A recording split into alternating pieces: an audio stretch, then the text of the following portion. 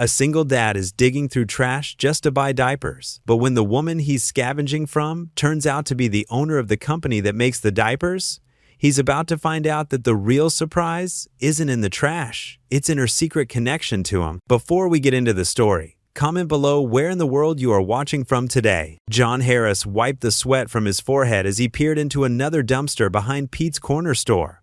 The summer heat made the metal container feel like an oven, and the smell wasn't much better, but he couldn't stop. Not when Emma needed diapers. His calloused hands pushed aside old newspapers and food containers. The glint of aluminum caught his eye, and he reached down to grab an empty soda can. One more for the collection. He dropped it into his plastic bag with a hollow clank, joining the others he'd gathered that afternoon. "Hey, mind if I get in there too?" a gruff voice asked behind him. John turned to see an elderly man with weathered skin and tattered clothes. He recognized him from around the neighborhood, another regular in their shared hunting grounds. "Sure thing," John said, stepping aside. His throat felt tight. A year ago, he would never have imagined sharing dumpster space with anyone.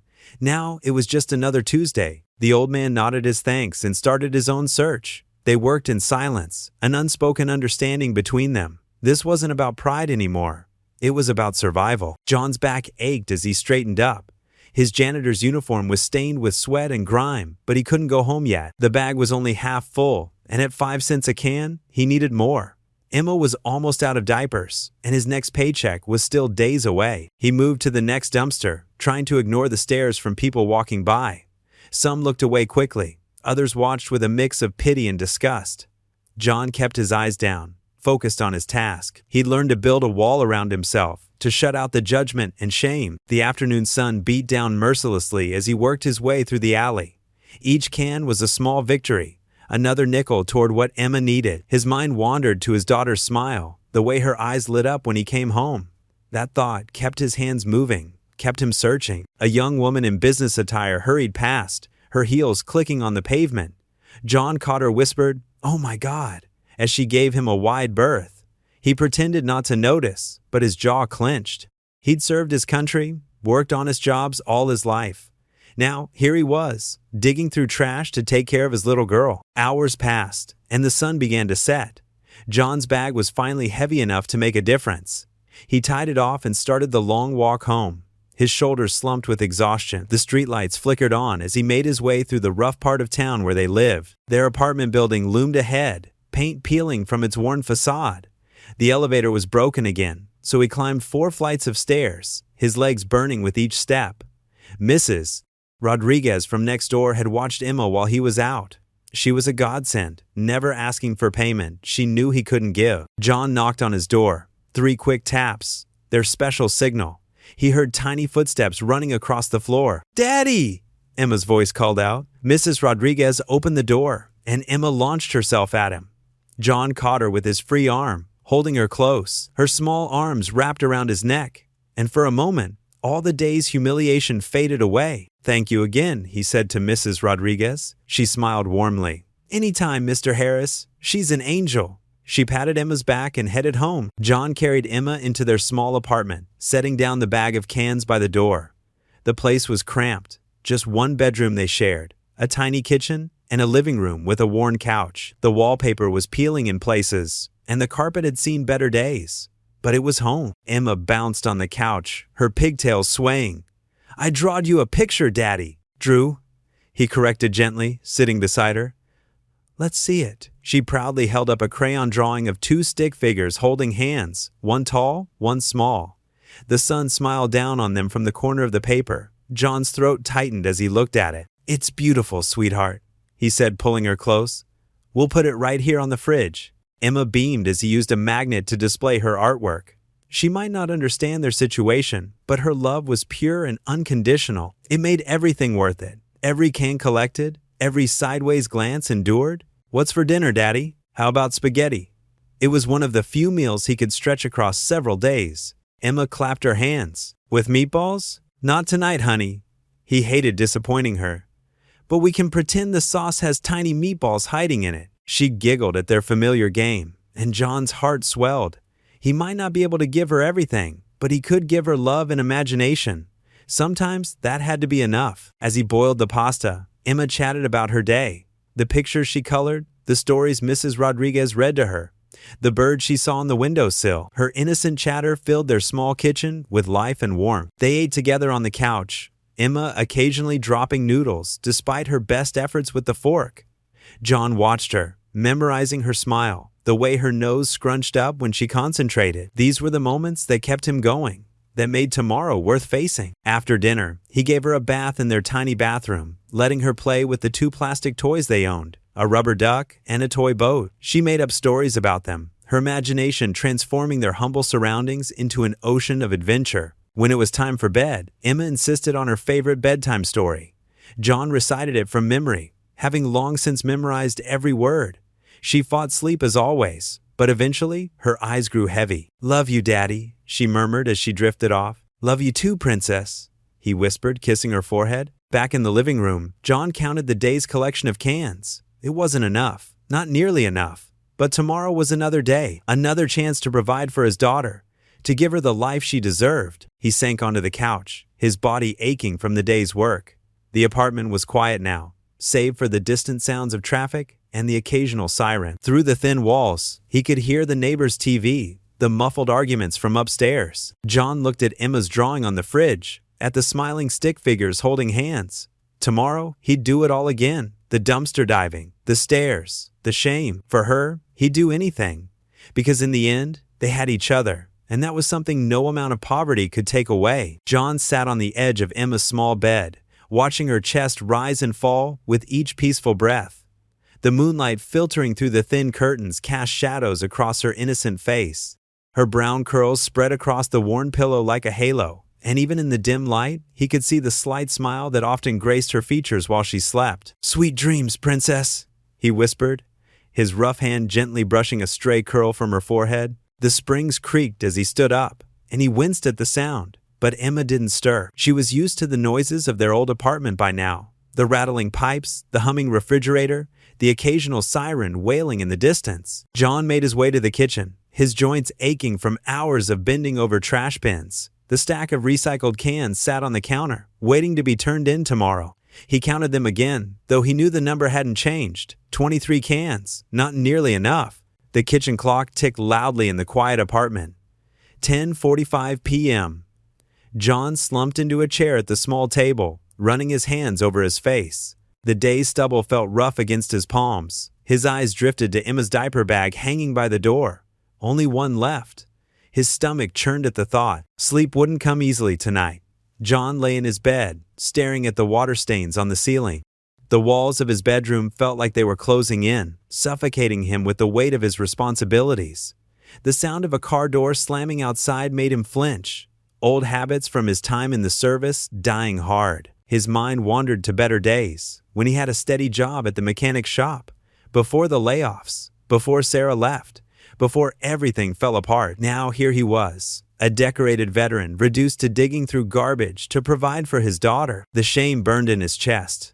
What would his old unit think if they could see him now? What would Emma think when she was old enough to understand? John tossed and turned, his thoughts circling like vultures. He needed to find more cans tomorrow. Maybe check the industrial park? Sometimes the office workers tossed out whole bags of recyclables, but that was across town, and the bus fare would eat into what little he might make. The night stretched endlessly, punctuated by distant traffic and the occasional bark of a neighborhood dog. When sleep finally came, it was fitful and shallow. Morning arrived too soon, announced by weak sunlight and Emma's familiar cry. John's eyes snapped open, his body tensing before he remembered where he was. The digital clock on his nightstand showed 6:17 a.m. "Coming, sweetheart," he called out, his voice gravelly from lack of sleep. Emma stood in her crib, her little hands gripping the rails. Her diaper sagged, the last clean one he'd put on her before bed. Her face lit up when she saw him, and she reached out with both arms. "Da-da!" John lifted her, trying to ignore how heavy the wet diaper felt. His heart sank as he carried her to the changing table. The familiar routine felt different this morning, weighted with anxiety. He cleaned her up, using the last diaper from the package with careful precision, making sure the tabs were perfectly secured. No room for waste, no margin for error. After settling Emma in her high chair with some dry cereal, John retrieved his wallet from the kitchen counter. He already knew what he'd find, but he checked anyway, methodically going through every compartment. 3 $1 bills, a handful of receipts, an old military ID that needed updating. The reality of their situation pressed down on him like a physical weight. $3 wouldn't buy even the cheapest pack of diapers. The recycling center wouldn't open for hours. And even then, 23 cans wouldn't be enough. Emma babbled happily in her chair, picking up pieces of cereal with clumsy fingers. She had no idea about their struggles, and that's exactly how John wanted to keep it. But reality had other plans. He watched her eat, his mind racing through options. The local church's donation center didn't open until Monday. The food bank didn't stock diapers. His pride had already prevented him from calling the few friends he had left. He couldn't bear to hear the pity in their voices again. John's hand shook slightly as he poured himself a cup of coffee, the last luxury he allowed himself. The bitter liquid did nothing to settle his churning stomach. Emma would need changing again soon. And then what? The clock on the wall seemed to tick louder with each passing second, marking time until the inevitable crisis. He pulled out his phone, checking the balance on his bank account one more time. The negative number stared back at him, unchanged from yesterday. The overdraft fees had eaten what little cushion he'd had left. Emma's cheerful voice cut through his dark thoughts. "More," she declared, holding up her empty bowl. "Sure thing, princess." John managed to smile, reaching for the cereal box.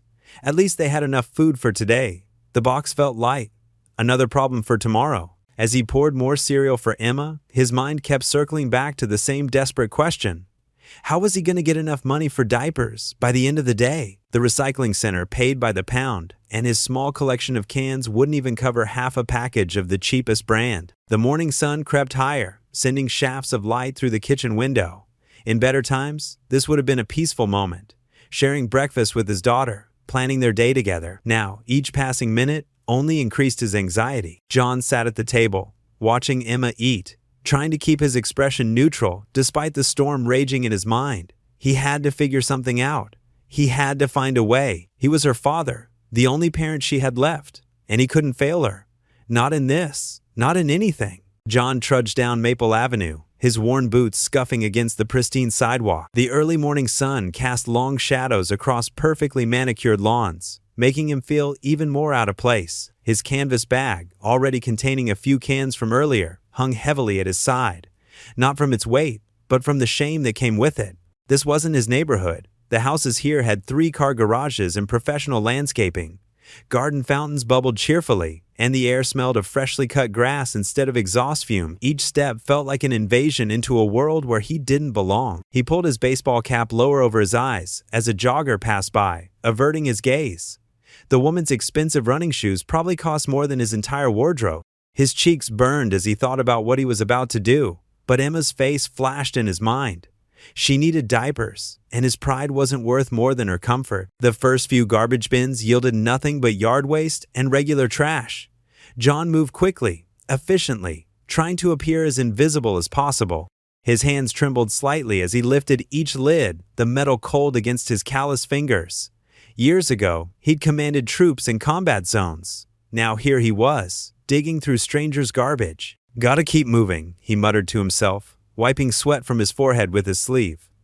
The morning was warming up fast, and he needed to finish before more residents started their day. Behind a white colonial house, he struck gold, several crushed soda cans, and a bag full of water bottles.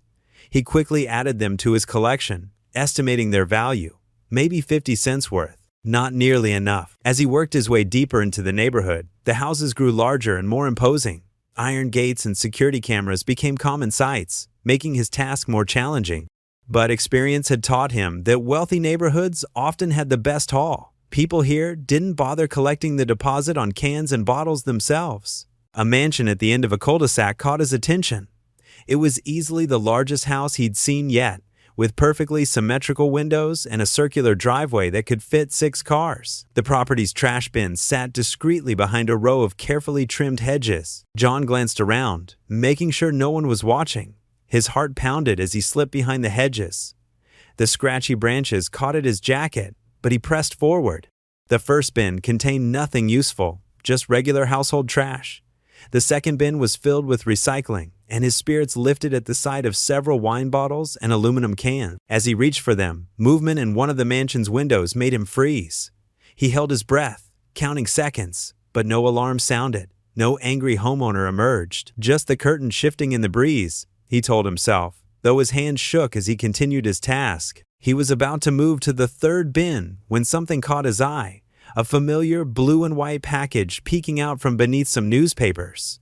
John's breath caught in his throat. Carefully, he moved the papers aside. There it was, a brand new, unopened box of Pampers diapers. Not just any diapers, but the expensive kind he could never afford. The ones that would keep Emma dry and comfortable all night. The box wasn't even damaged. It looked like it had come straight from the store. John stared at it, uncomprehending. Why would anyone throw away perfectly good diapers? He picked up the box, turning it over in his hands. The size was even right for Emma. It felt surreal, like finding an oasis in the desert. Standing there in the early morning light, surrounded by the trappings of wealth he could never achieve, John felt a strange mix of emotions wash over him. Relief warred with humiliation. Gratitude battled with anger at a world where some people could casually discard what he desperately needed. His fingers tightened on the box as he struggled to make sense of this discovery. The sprinklers suddenly whirred to life in the perfectly maintained lawn behind him, making him jump. Water droplets caught the morning sunlight, creating tiny rainbows that seemed to mock the grayness of his situation.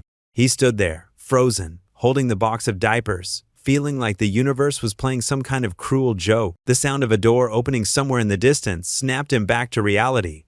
He quickly shoved the box into his canvas bag, alongside the cans and bottles. The weight of it felt both wonderful and terrible at the same time. His fingertips tingled where they'd touched the clean, pristine cardboard, so different from the sticky, grimy cans he'd been collecting. John stared at the discarded box of Pampers diapers, his calloused hands trembling as he reached for it. The cardboard was barely dented, and the diapers inside looked untouched. In his world, throwing away perfectly good diapers seemed impossible, a luxury he couldn't comprehend. "Mommy says you're my daddy." The small voice behind him made John freeze. His heart hammered in his chest as he slowly turned around, still crouched by the garbage bin. A young boy, no more than 6, stood there in Spider-Man pajamas, his feet bare against the dewy morning grass. His brown eyes were wide with curiosity, not judgment. John's throat went dry. The boy, Charlie, he would later learn, tilted his head, waiting for a response. The morning sun caught his tousled hair, making it glow like a halo. He looked nothing like the dirty, desperate man before him. What? John managed to say, his voice rough from disuse. He straightened up slowly, careful not to frighten the child. The canvas bag of cans clinked softly against his leg. Charlie took a step closer, unafraid. "I heard Mommy talking on the phone. She said my daddy was coming back." He pointed at John with the innocent certainty that only children possess. "And now you're here." John's chest tightened. The situation was becoming more surreal by the second. Here he was, caught digging through trash behind what was clearly a wealthy family's home, being mistaken for someone's father. He glanced around nervously, expecting angry shouts or security guards. "Listen, buddy," John started, his voice gentle despite his anxiety. "I think there's been a mix-up. I'm not..." "Charlie, what are you doing outside?" A woman's voice cut through the morning air like a knife. John's stomach dropped as rapid footsteps approached from around the corner of the house. He thought about running, but knew that would only make things worse. Martha Bennett appeared, wrapped in an expensive-looking robe, her face pinched with worry. She stopped short when she saw John, her eyes darting between him and her son. Her hand instinctively reached for Charlie's shoulder. "I'm sorry," John blurted out, holding up his hands. "I was just looking for cans. I didn't mean any harm." The words tumbled out, desperate and ashamed. He could feel his face burning red beneath his stubble. Martha's expression shifted from concern to something else. Recognition, perhaps, or pity. She studied his worn jacket, the canvas bag of cans, the dark circles under his eyes. Her grip on Charlie's shoulder loosened slightly. "Charlie, sweetheart," she said, her voice softening. "Go back inside. It's too early to be out here." "But Mom," Charlie protested. "You said..." "Now please."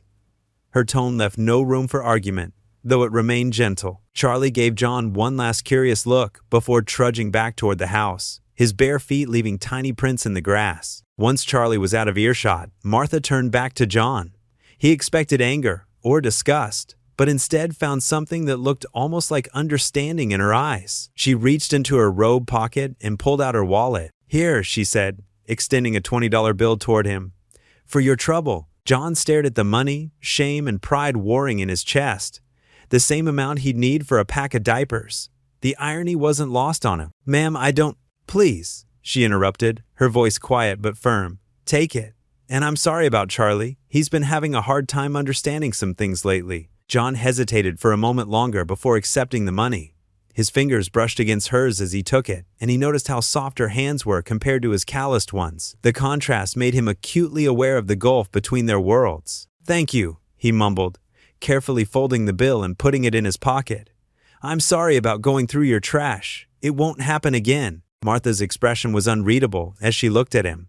She opened her mouth as if to say something more, then seemed to think better of it. Instead, she just nodded, wrapping her robe tighter around herself. John picked up his bag of cans, the familiar clink of aluminum providing a strange comfort in this uncomfortable moment. He glanced once more at the box of diapers, still sitting by the bin, then turned away. Even with the $20 in his pocket, he couldn't shake the feeling that he'd lost something in this exchange. As he walked away, he could feel Martha's eyes on his back. The weight of Charlie's words still hung in the air. "Mommy says you're my daddy."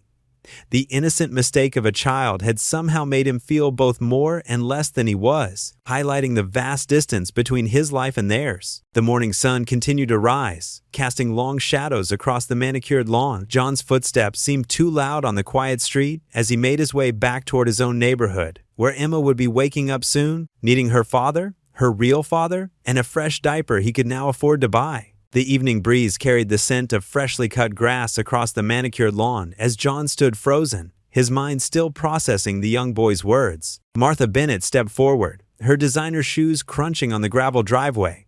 In the fading sunlight, her pearl necklace caught the light, a stark contrast to John's worn work clothes. "I'm so sorry about my son," Martha said, her voice gentle but tinged with embarrassment. She placed a protective hand on Charlie's shoulder. "He has quite an imagination." John's face flushed red as he dropped the box of diapers back into the bin. "Ma'am, I didn't mean any trouble. I was just—" His voice trailed off, unable to finish the sentence. How could he explain that he was digging through her garbage? Martha's eyes moved from John's weathered face to his trembling hands, then to the collection of aluminum cans in his plastic bag. Understanding dawned in her expression. She reached into her purse and pulled out a crisp $20 bill. "Here," she said, extending the money toward him. "Please take this." John took a step back, his jaw tightening. "No, ma'am, I'm not looking for handouts." His voice was firm despite the shame burning in his chest. He'd rather spend another night collecting cans than accept charity. Martha's expression softened further. "I know times are tough. Maybe this can help you." She kept her hand extended, the money waiting between them like a bridge neither dared to cross. Charlie tugged at his mother's sleeve. "Mommy, why is he sad?" The innocence in the boy's question made John's throat tighten.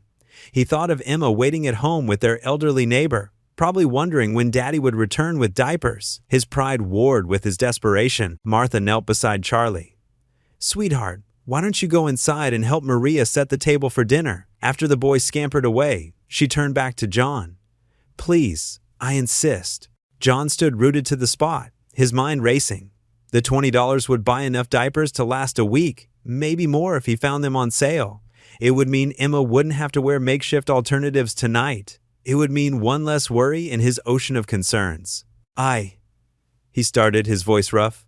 "I don't know what to say." "You don't have to say anything," Martha replied. She stepped closer, her expensive perfume a subtle reminder of the vast difference in their circumstances.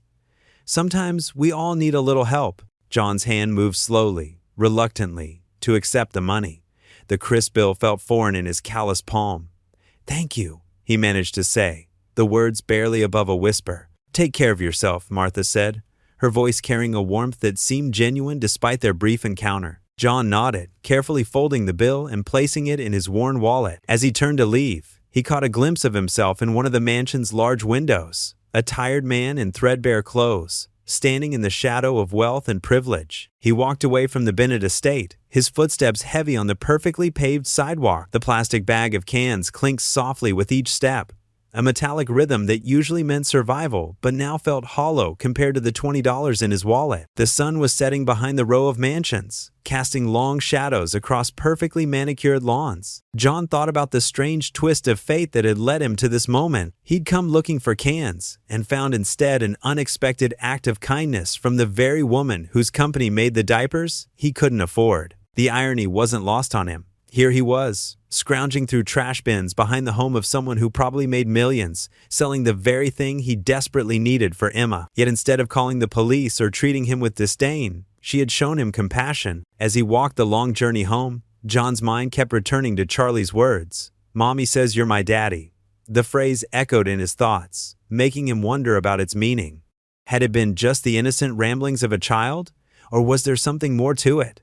He pushed the thought aside, focusing instead on the practical reality that he could now buy diapers for Emma. The streets gradually changed as he left the wealthy neighborhood behind. The perfect lawns gave way to cracked sidewalks, the massive houses replaced by rundown apartment buildings.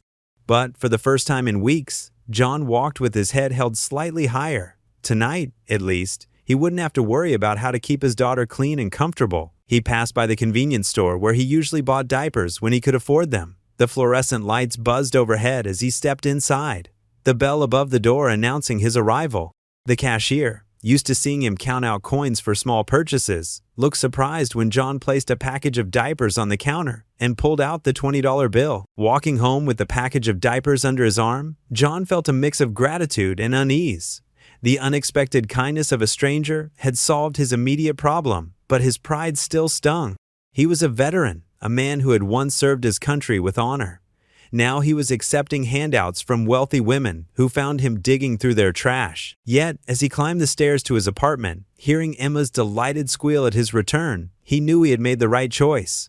Sometimes being a good father meant swallowing your pride. Sometimes it meant accepting help when it was offered, even if it came from the most unexpected places. Emma toddled toward him as he entered, her face bright with joy, despite their circumstances. The elderly neighbor who had watched her waved goodbye, and John was once again alone with his daughter in their small apartment.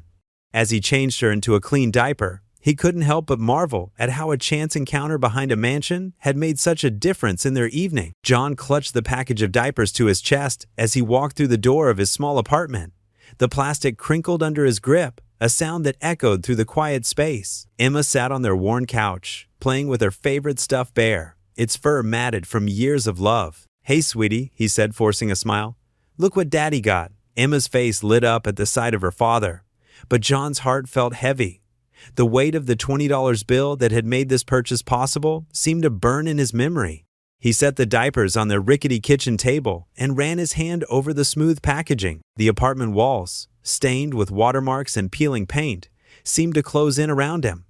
A draft whistled through the crack under the front door, carrying with it the smell of their neighbor's cooking. John sank into the lone kitchen chair, its wooden legs creaking under his weight. "Come here, baby girl," he called to Emma.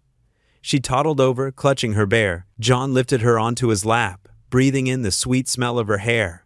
"You know Daddy loves you, right?" Emma nodded, playing with the buttons on his shirt. Her innocent touch made his throat tight. He thought about Martha Bennett's kind eyes, the way she'd pressed the money into his hand despite his protests. The shame of accepting help from a stranger mixed with the relief of being able to provide for his daughter. John's callous fingers traced the edge of the diaper package. The brand name stared back at him, the same luxury brand he'd found in Martha's trash. The irony wasn't lost on him. Here he was, buying expensive diapers with charity money from the very woman who owned the company. "Time for a change, sweetheart," he said, standing up with Emma in his arms. As he laid her down to change her diaper, his movements were gentle but mechanical. Each motion reminded him of his dependence on others' kindness. The sun had begun to set, casting long shadows across their small living room. Through the thin walls, he could hear the sounds of life in the apartment complex. A baby crying, a television blaring, voices arguing. This was his world now, so different from his days in the military when he'd had purpose, pride. Across town, in a different world entirely, Martha Bennett stood in her marble-floored kitchen. The chandelier above cast warm light across the granite countertops as she prepared a cup of tea. Her hands trembled slightly as she heard the familiar sound of Richard's car pulling into their circular driveway. The front door opened, and Richard's footsteps echoed through the foyer. "Martha?" His voice carried authority, even in a simple greeting. Martha set her teacup down carefully. "In the kitchen, dear." Richard appeared in the doorway, his tailored suit still crisp despite the late hour. He loosened his tie and studied his wife's face. "You look troubled." Martha wrapped her hands around her teacup, drawing comfort from its warmth. "Something happened today," she began, choosing her words carefully. "There was a man behind the house, going through our recycling." Richard's expression darkened. "Did you call security?" "No, it wasn't like that." Martha took a deep breath. "He was looking for cans to recycle. He's a single father, Richard. Charlie even spoke to him." "Charlie what?" Richard's voice sharpened. He strode to the kitchen island, placing his briefcase down with more force than necessary. "You let our son talk to some vagrant?" "He's not a vagrant," Martha protested. "He's just fallen on hard times. I gave him some money for diapers." The silence that followed was deafening. Richard's jaw clenched as he stared at his wife. "You gave him money?" Each word was measured, controlled. "Martha, we've talked about this. We have proper channels for charity." "It was just $20, Martha said, her voice small. "That's not the point." Richard began pacing the kitchen, his expensive shoes clicking against the floor. "Do you have any idea how it looks when my wife hands out money to people digging through our trash? We have a reputation to maintain." Martha set her teacup down with a soft clink. "He needed help, Richard. What was I supposed to do?" "Direct him to one of our foundations. That's what they're there for." Richard stopped pacing and fixed Martha with a stern look. "We don't associate with people like that directly. It's not appropriate for someone in our position." "Someone in our position?" Martha repeated softly, looking down at her hands. "Sometimes I wonder if our position has made us forget what it means to be human." Richard's expression hardened.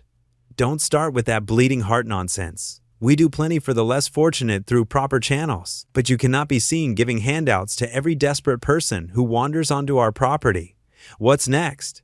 Will you invite him to dinner?" Martha's silence spoke volumes. "Listen to me carefully," Richard said, his voice low and intense. "You will not help that man again. If you see him around our property, you will call security. Is that clear?" Martha nodded slowly, but her heart ached as she remembered John's proud but broken expression, the way he'd initially refused her help. She thought about his daughter, the same age as Charlie, and wondered what it would be like to worry about something as basic as diapers. Richard picked up his briefcase and headed toward his study.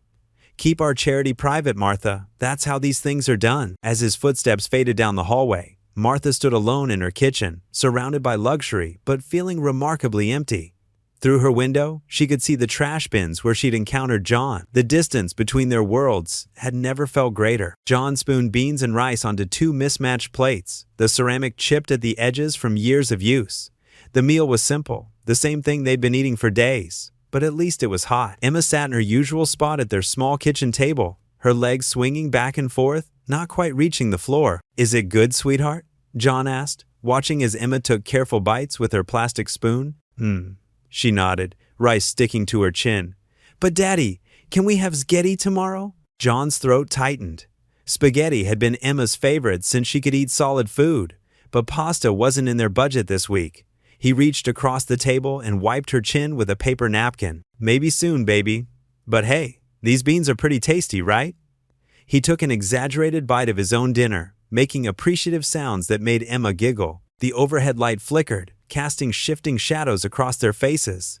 John made a mental note to change the bulb before it went out completely. Another expense, another worry to add to his growing list. "Daddy?" Emma's voice was small, curious.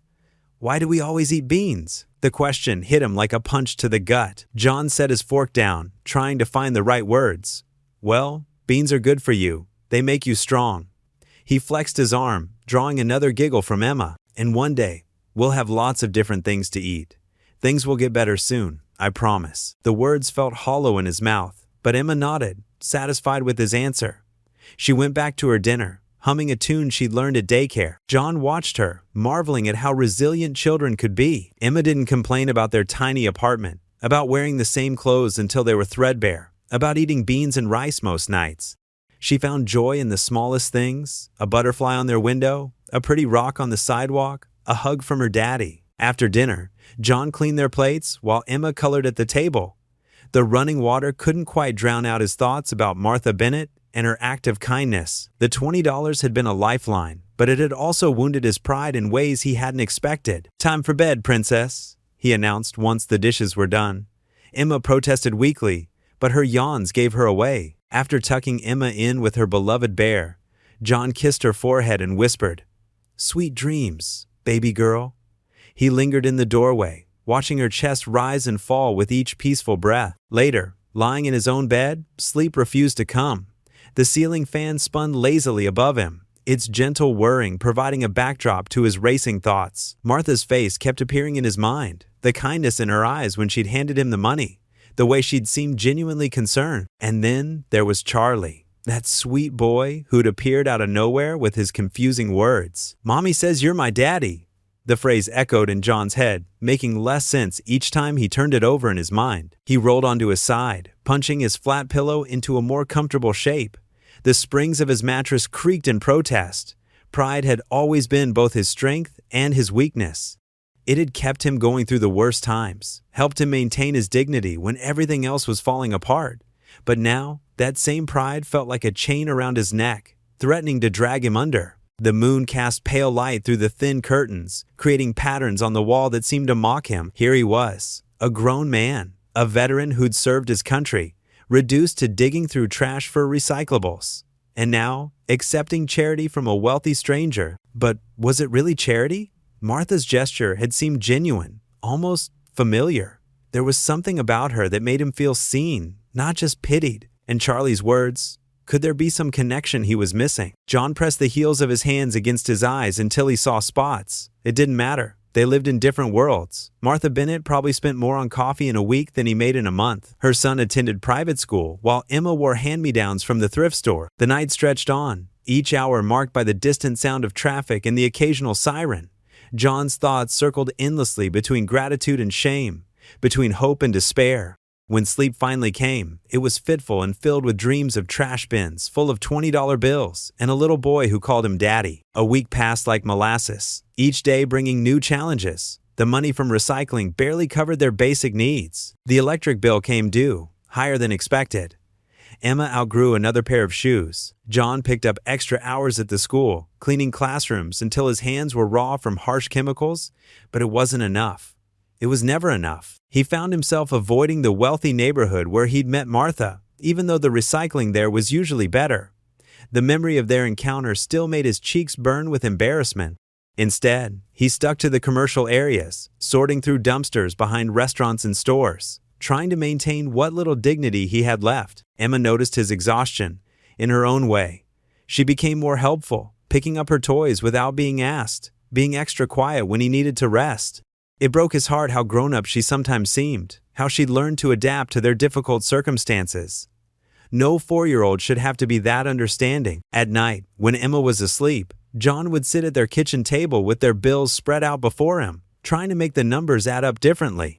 But math was math, and no amount of creative accounting could change their reality. The gap between what they needed and what they had kept growing wider, like a canyon splitting open beneath his feet. And still, in quiet moments, his thoughts would drift to Martha Bennett and her son, to the kindness in her eyes and the mystery of Charlie's words, to the strange feeling that there was more to their brief encounter than he understood. But those thoughts were dangerous. They led to hope, and hope was a luxury he couldn't afford right now. John pushed his rusty shopping cart through the aisles of Save Mart, carefully checking prices on every item. The fluorescent lights buzzed overhead as he calculated the total in his head. $23.40 remained from his latest can collection runs. Emma sat in the cart's child seat, contentedly hugging her worn teddy bear. "Look, Daddy!" Emma pointed at a colorful box of cookies on the shelf. John's heart squeezed. "Not today, sweetie. We need to get the important stuff first." He steered the cart toward the rice and beans section, the wheels squeaking against the linoleum floor. As he reached for the cheapest bag of rice, a familiar voice called out behind him. "John? Is that you?" He turned to find Martha Bennett standing there in casual clothes, though even her casual wear looked expensive. She wore designer jeans and a simple white blouse that probably cost more than his monthly rent. Despite her wealth, her smile seemed genuine. "Oh, hello, Mrs. Bennett," John said, straightening up. He felt suddenly conscious of his worn work boots and faded jeans. "Please call me Martha." She glanced at Emma and her face lit up. "And who's this little angel?" "This is Emma. John said, his voice softening with pride despite his discomfort. Hi, Emma waved enthusiastically, making Martha laugh. She's adorable, Martha said, then lowered her voice. Listen, John, I've been thinking about you since we met. How are things going? John shifted his weight, fighting the urge to make excuses and leave. We're managing, he said simply. Martha's eyes took in their nearly empty cart, lingering on the single bag of rice. You know, I actually wanted to talk to you about something. She moved closer, speaking quietly. Our company is hosting a community event this weekend. It's a job fair combined with a family fun day, games for the kids, free food, that sort of thing. John's grip tightened on the shopping cart handle. That's nice of you, but before you say no, Martha interrupted gently, please hear me out. There will be several veteran-friendly companies there, including some construction firms and mechanical workshops. I remember you mentioned your background in mechanics during our last conversation. Emma bounced in her seat. Daddy, can we go, please? John looked at his daughter's hopeful face, then back at Martha. Her expression held no pity, just genuine concern and something else, understanding, maybe. There's no pressure, Martha continued, but there will be good food, activities for Emma, and who knows, you might find something interesting. She reached into her purse and pulled out an elegant business card. Here's my direct number.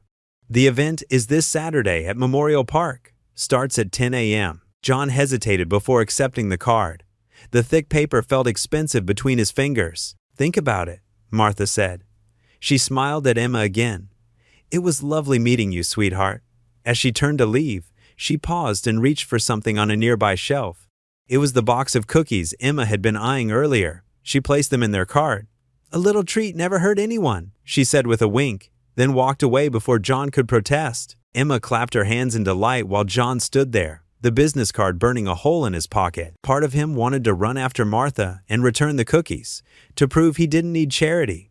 But another part, the part that watched Emma's eyes light up at the sight of the treats, made him stop. He looked down at their cart. Rice, beans, and now these unexpected cookies. Maybe it was time to swallow his pride? Just a little. Maybe Martha was right. What did he have to lose by attending the event? Emma hugged her teddy bear tighter. Can we really go to the party, Daddy? John ran a hand through his hair, studying his daughter's hopeful expression. Her innocent excitement made his chest ache. How long had it been since they'd done something fun together, something normal families did? You know what, Princess? I think we will. Martha's figure disappeared around the corner of the aisle, but her words lingered in John's mind. A job fair. Companies looking for mechanics. It wasn't charity. It was an opportunity, and maybe, just maybe, it was exactly what they needed. John sat on the edge of his worn couch, watching Emma play with her favorite stuffed bear. His hands trembled slightly as he held the elegant invitation Martha had given him at the grocery store. The paper felt expensive between his fingers, thick and creamy white with gold lettering that caught the dim light of their apartment. Hey, Princess, he called softly. Emma looked up, her brown eyes bright with curiosity. How would you like to go to a special party? Party? Emma hugged her bear tighter, bouncing on her feet. With cake? John managed a small smile. Maybe. It's a fancy party at a big building downtown. He paused, looking down at his daughter's worn sneakers. We'll need to get you dressed up nice and pretty. The next morning, John took Emma to the local thrift store. They spent an hour searching through racks of secondhand clothes until they found a light blue dress that made Emma twirl with delight. It was slightly big on her, but John knew he could pin it in place. For himself, he found a navy blue blazer that had seen better days, but it was clean and only had one small tear under the arm that nobody would notice. Back home, John stood in front of their bathroom mirror, trying to make his tie lay straight. His reflection showed the worry lines etched deeply around his eyes. The blazer fit well enough, but his dress shirt was wrinkled despite his best efforts with their old iron. His hands, rough from work and collecting cans, seemed out of place against the formal wear. Daddy, look! Emma burst into the bathroom, spinning in her blue dress.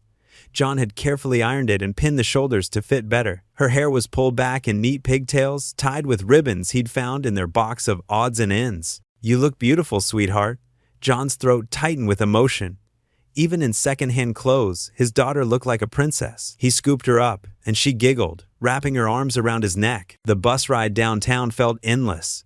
John held Emma's hand tightly as they walked the final blocks to the venue, the Grand Plaza Hotel.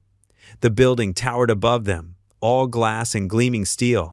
Emma's eyes went wide as they passed through the revolving doors into the marble-floored lobby. "Daddy, it's like a castle," she whispered, her voice filled with awe. John's stomach churned as they followed the signs to the ballroom. The sound of classical music and pleasant chatter grew louder with each step. At the entrance, a smartly dressed man checked their invitation and directed them inside. The ballroom took John's breath away. Crystal chandeliers hung from high ceilings, casting warm light over everything. Tables draped in white linens held elaborate flower arrangements. Well-dressed people mingled, their jewelry catching the light, their laughter elegant and controlled. John felt every scuff on his shoes, every wrinkle in his shirt. Emma tugged at his hand. "Look at all the pretty dresses." She pointed at a group of women in evening gowns who could have stepped off the pages of a magazine. "Remember what we talked about," John whispered, kneeling beside her. "Best behavior, okay? No running around." Emma nodded solemnly, but her eyes sparkled with excitement as she took in the scene. John led them to a quiet corner, trying to blend into the background. He watched as servers carried trays of tiny appetizers he couldn't name, offering them to guests who barely seemed to notice the food. "John, you made it!" Martha's voice cut through his thoughts. She approached them in a deep green dress that probably cost more than his yearly salary, but her smile was genuine as she knelt to Emma's level. "And who is this beautiful young lady?" Emma did a small curtsy, just like John had taught her. "I'm Emma. I like your dress. It's pretty like a Christmas tree." Martha laughed, a warm sound that made several nearby guests turn to look. "Thank you, Emma. Your dress is lovely too. Would you like to try some chocolate-covered strawberries? They're right over there at the dessert table." John started to protest, but Martha gently touched his arm. "It's fine, John. Let her enjoy herself." She signaled to a young server who came over and offered to show Emma to the dessert table, keeping her within John's sight. "You both look wonderful," Martha said, turning back to John. "I'm so glad you could come. There are some people I'd like you to meet." Before John could object, Martha was guiding him through the crowd. She introduced him to business owners, charity directors, and community leaders. Each time, she mentioned his military service and spoke about his strong work ethic, never once bringing up his current circumstances. "This is John Harris," she would say. "He served our country with distinction." Or, "John has such insight into our community's needs." With each introduction, John felt increasingly confused. Part of him was grateful for Martha's kindness, for the way she presented him as someone worthy of these people's time. But another part felt ashamed, knowing he would return to his shabby apartment after this glimpse of luxury, knowing these people would forget him as soon as he left. He watched Emma at the dessert table, carefully eating a strawberry, her manners perfect despite her obvious excitement. She caught his eye and waved, chocolate smeared on her chin. In that moment, John felt the full weight of the contrast between their daily life and this glittering event. Martha touched his arm again, drawing his attention back. "Are you all right?" she asked quietly. "I'm not sure I belong here," John admitted, his voice barely above a whisper. "Everyone belongs where they're welcomed," Martha replied.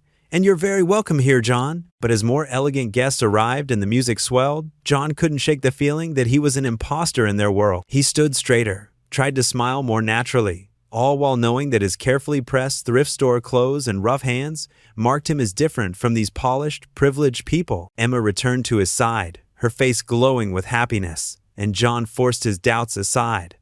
For her sake, he would endure this evening of pretending to be something he wasn't.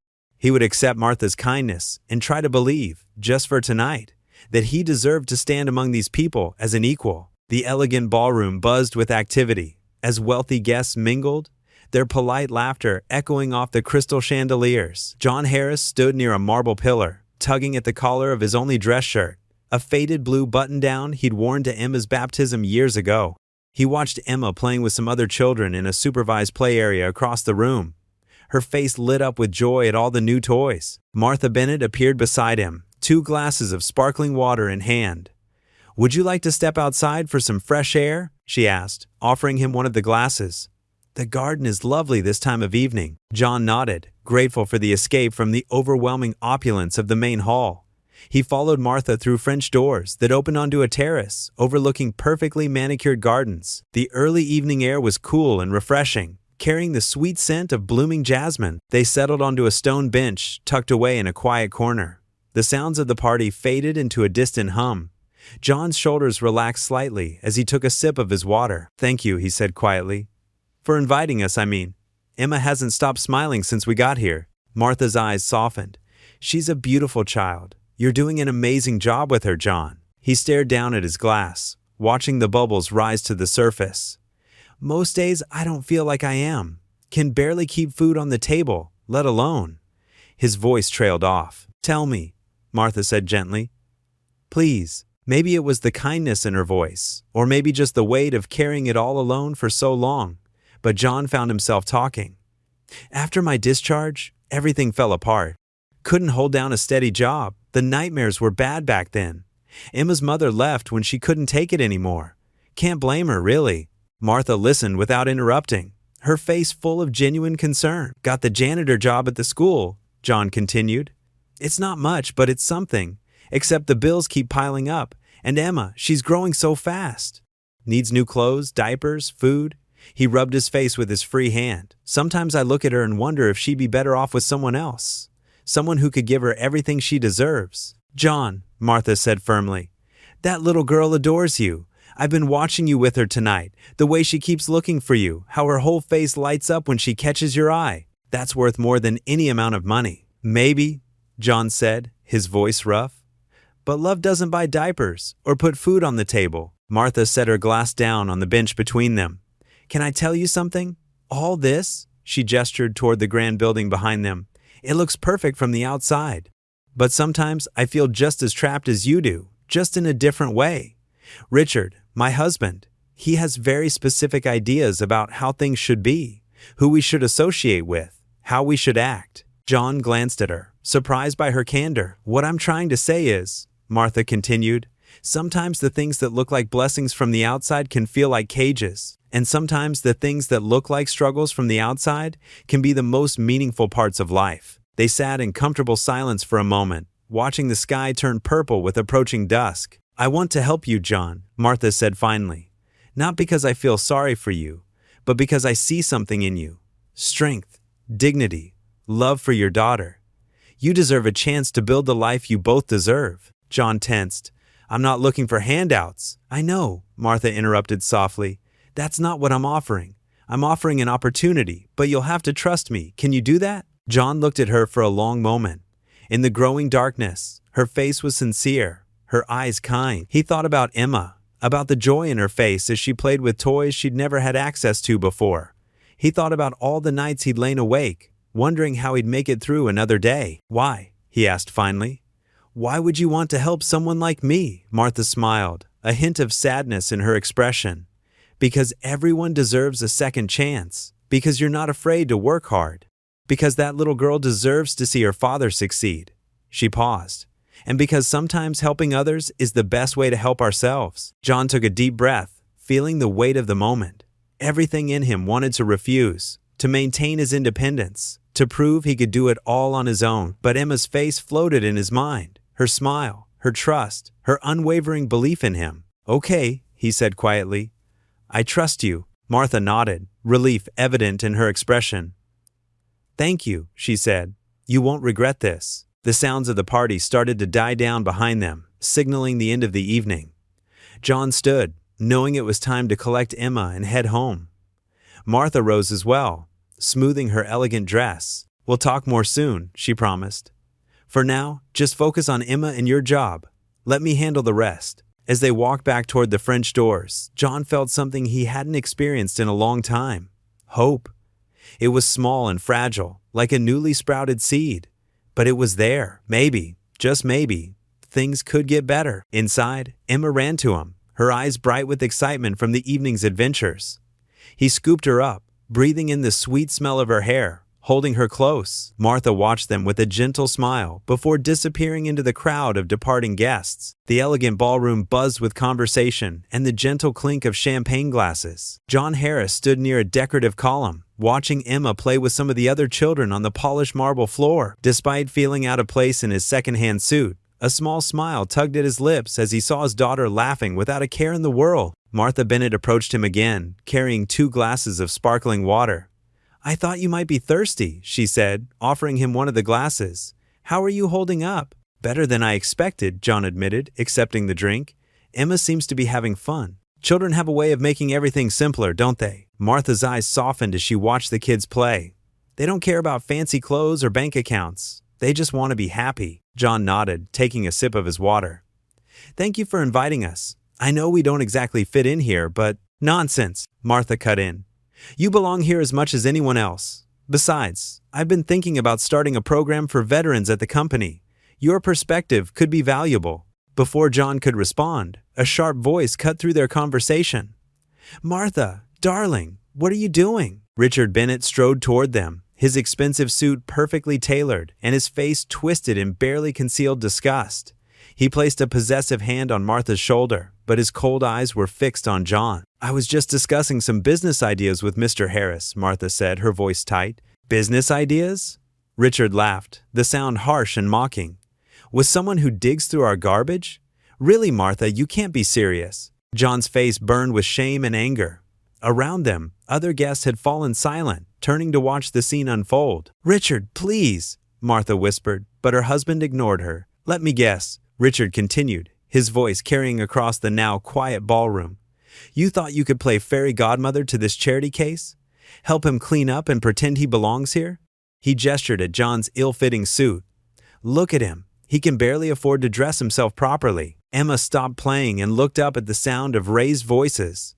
John's heart clenched when he saw her confused expression. That's enough, John said quietly, his hands clenching into fists at his sides. You don't know anything about me. Oh, but I do, Richard sneered. You're just another welfare case looking for a handout. Did you think if you got close enough to my wife, she'd solve all your problems? Pay your bills? Buy your daughter's diapers so you don't have to fish them out of the trash? Several guests gasped. John felt the blood drain from his face as the words hit him like physical blows.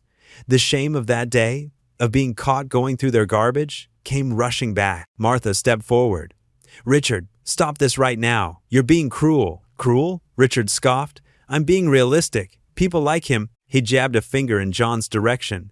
They're always looking for an angle, always trying to take advantage of kind-hearted people like you. John's vision blurred with angry tears. He could feel dozens of eyes on him, hear the whispers starting to circulate. Emma had begun to cry, picking up on the tension in the room. You think you know me? John's voice shook with suppressed rage. You think because you have money, you can judge my worth? I served my country. I work every day to provide for my daughter. I never asked for your wife's help. She offered it. And that's exactly the problem, Richard spat. She offers, and people like you just take and take until there's nothing left. John stepped forward, his fists clenched so tight, his knuckles were white. For a moment, he imagined striking that smug look off Richard's face. But then he heard Emma's frightened whimper, and the fight drained out of him. Emma, he called, his voice rough. Come here, baby, we're leaving. His daughter ran to him, wrapping her small arms around his legs. John picked her up, holding her close as she buried her face in his neck. John, wait, Martha pleaded, reaching for his arm. Please don't go. He jerked away from her touch. Thank you for your kindness, Mrs. Bennett, he said formally, his voice hollow.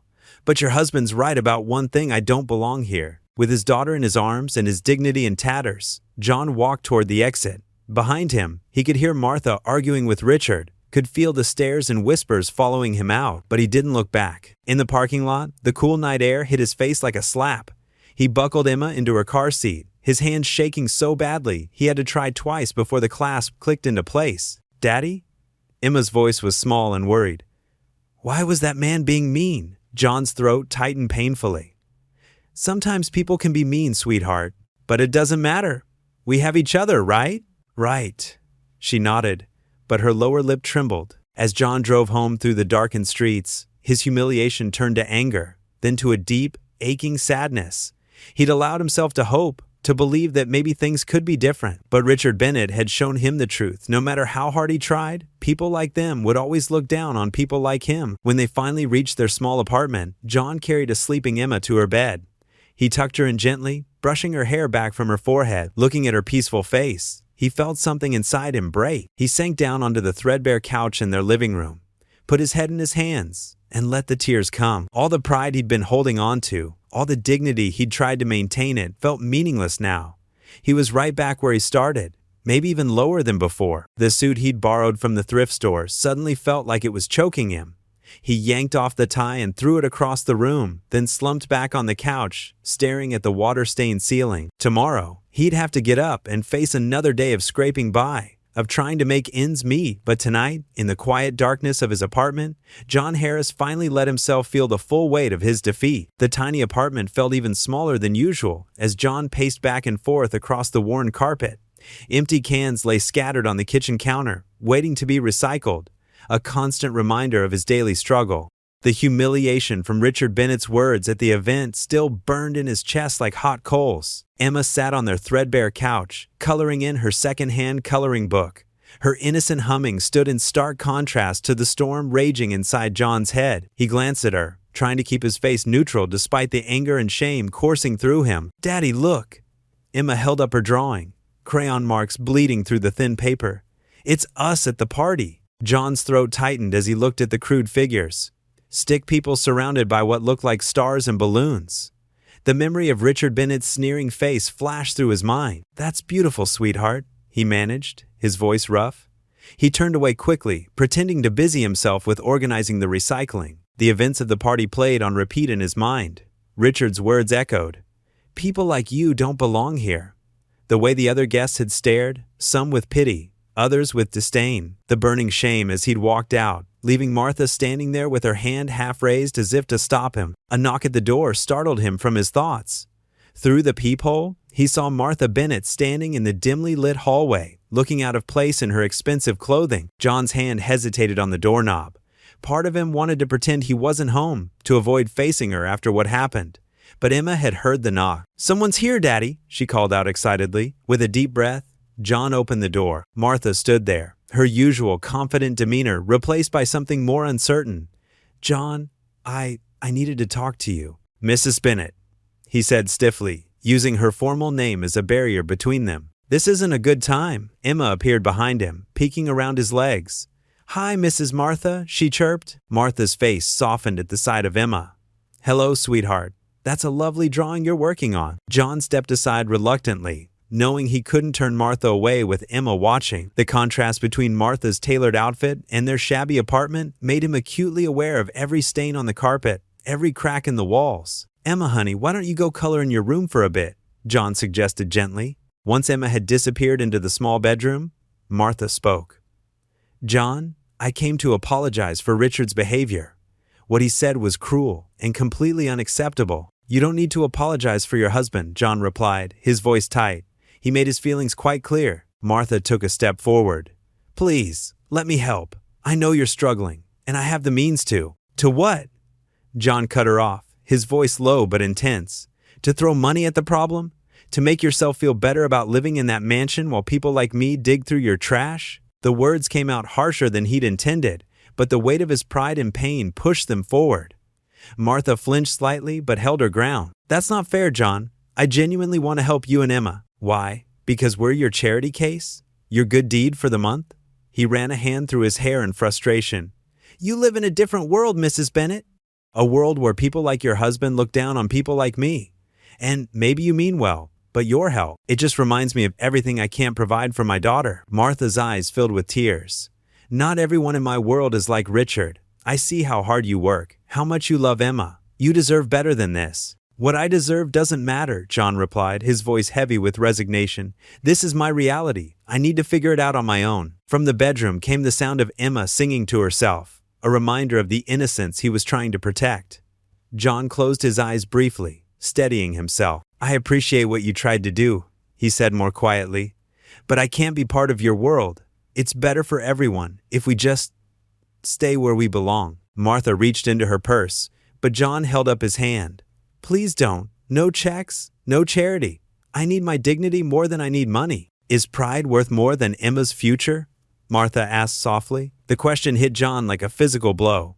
He looked toward Emma's room, where crayon drawings were taped to the wall, her artwork the only decoration they could afford. "You should go," he said finally, opening the door. "Thank you for coming by, but please don't come back." Martha stood for a moment, conflict clear on her face. Finally, she nodded and walked to the door. She paused in the doorway, looking back at him. "You're wrong, you know," she said quietly, "about belonging. Sometimes the worlds we think we belong in are the ones holding us back. John closed the door behind her, then leaned against it, sliding down to sit on the floor. The apartment felt emptier somehow, despite Emma's continued singing from the other room. He was caught between two worlds, too proud for handouts, too poor for opportunities. The weight of it all pressed down on his chest until it was hard to breathe. "Daddy?" Emma's voice came from the bedroom. "Can we have mac and cheese for dinner?" John wiped his face quickly and stood up. "Sure thing, princess," he called back, his voice steady despite the turmoil inside. "Coming right up." He moved to the kitchen, pulling out their dwindling box of macaroni. As he prepared their simple dinner, he tried to convince himself he'd made the right choice. But Martha's words about pride versus Emma's future haunted him, mixing with the memory of Richard's sneering face and the weight of all the cans he'd need to collect tomorrow. The sun was setting outside their small window, casting long shadows across their tiny kitchen. John stirred the pot of macaroni, listening to Emma's happy chatter from her room, feeling more isolated than ever in the growing darkness. John stared at the blinking card reader in disbelief, his ears burning as the line grew longer behind him. The cashier, a young woman with tired eyes, shifted uncomfortably. "I'm sorry, sir, it's declining again." His hands trembled as he pulled out his worn leather wallet, knowing full well there wasn't enough cash inside. The small pile of groceries on the counter seemed to mock him: a loaf of bread, peanut butter, and some fruit snacks for Emma. Basic necessities he couldn't even afford. "Maybe try running it one more time?" His voice cracked slightly. The fluorescent lights overhead felt too bright, too exposing. The cashier swiped the card again, her movements gentle, as if handling something fragile. The machine beeped its rejection once more. Behind him, someone sighed loudly. "Come on, man. Some of us have places to be." John's fist clenched at his sides. The familiar surge of anger rose in his chest, hot and dangerous. He thought of Emma waiting at home with their elderly neighbor, Mrs. Rodriguez. He'd promised to bring back her favorite apple juice. He started, then stopped as his voice threatened to break. "I'll have to put these back." His hands shook as he reached for the items, but before he could grab them, a familiar voice spoke from behind him. "John?" He froze, recognizing Martha Bennett's gentle tone. Of all the places, of all the times, here she was witnessing another moment of his failure. "Let me help," she said, stepping forward. "No." The word came out sharp, harder than he'd intended. The last thing he needed was more charity, more pity, especially after what happened at the event. "I know you don't need help," Martha interrupted softly, "but I'd like to listen, if you're willing to talk." The gentle understanding in her voice caught him off guard. There was no pity there, just genuine concern. The anger in his chest deflated slightly, replaced by a bone-deep weariness. "Ma'am," the cashier interjected hesitantly, "should I void the transaction?" John stared at the small pile of groceries, seeing not just food, but his inability to provide even the basics for his daughter. The weight of his failure pressed down on him like a physical thing. "Come on," Martha said quietly. "Let's get some coffee. There's a place next door." He wanted to refuse, to maintain what little dignity he had left. But something in her voice, the lack of judgment, the simple offer of companionship, broke through his defenses. 10 minutes later, they sat in a quiet corner of the coffee shop. John wrapped his calloused hands around a steaming cup, the warmth seeping into his cold fingers. "I feel like I'm drowning," he admitted finally, the words escaping before he could stop them. "Every day, it's just harder." Martha stayed silent, giving him space to continue. "Emma deserves better than this. Better than searching through trash for cans. Better than," his voice caught, "better than a father who can't even buy her juice." "John," Martha began, but he couldn't stop now that the dam had broken. "I was somebody once, you know. I served my country, had a good job as a mechanic. Then the layoffs came, and everything he gestured helplessly. I keep trying to climb out of this hole, but it just gets deeper." "And Emma?"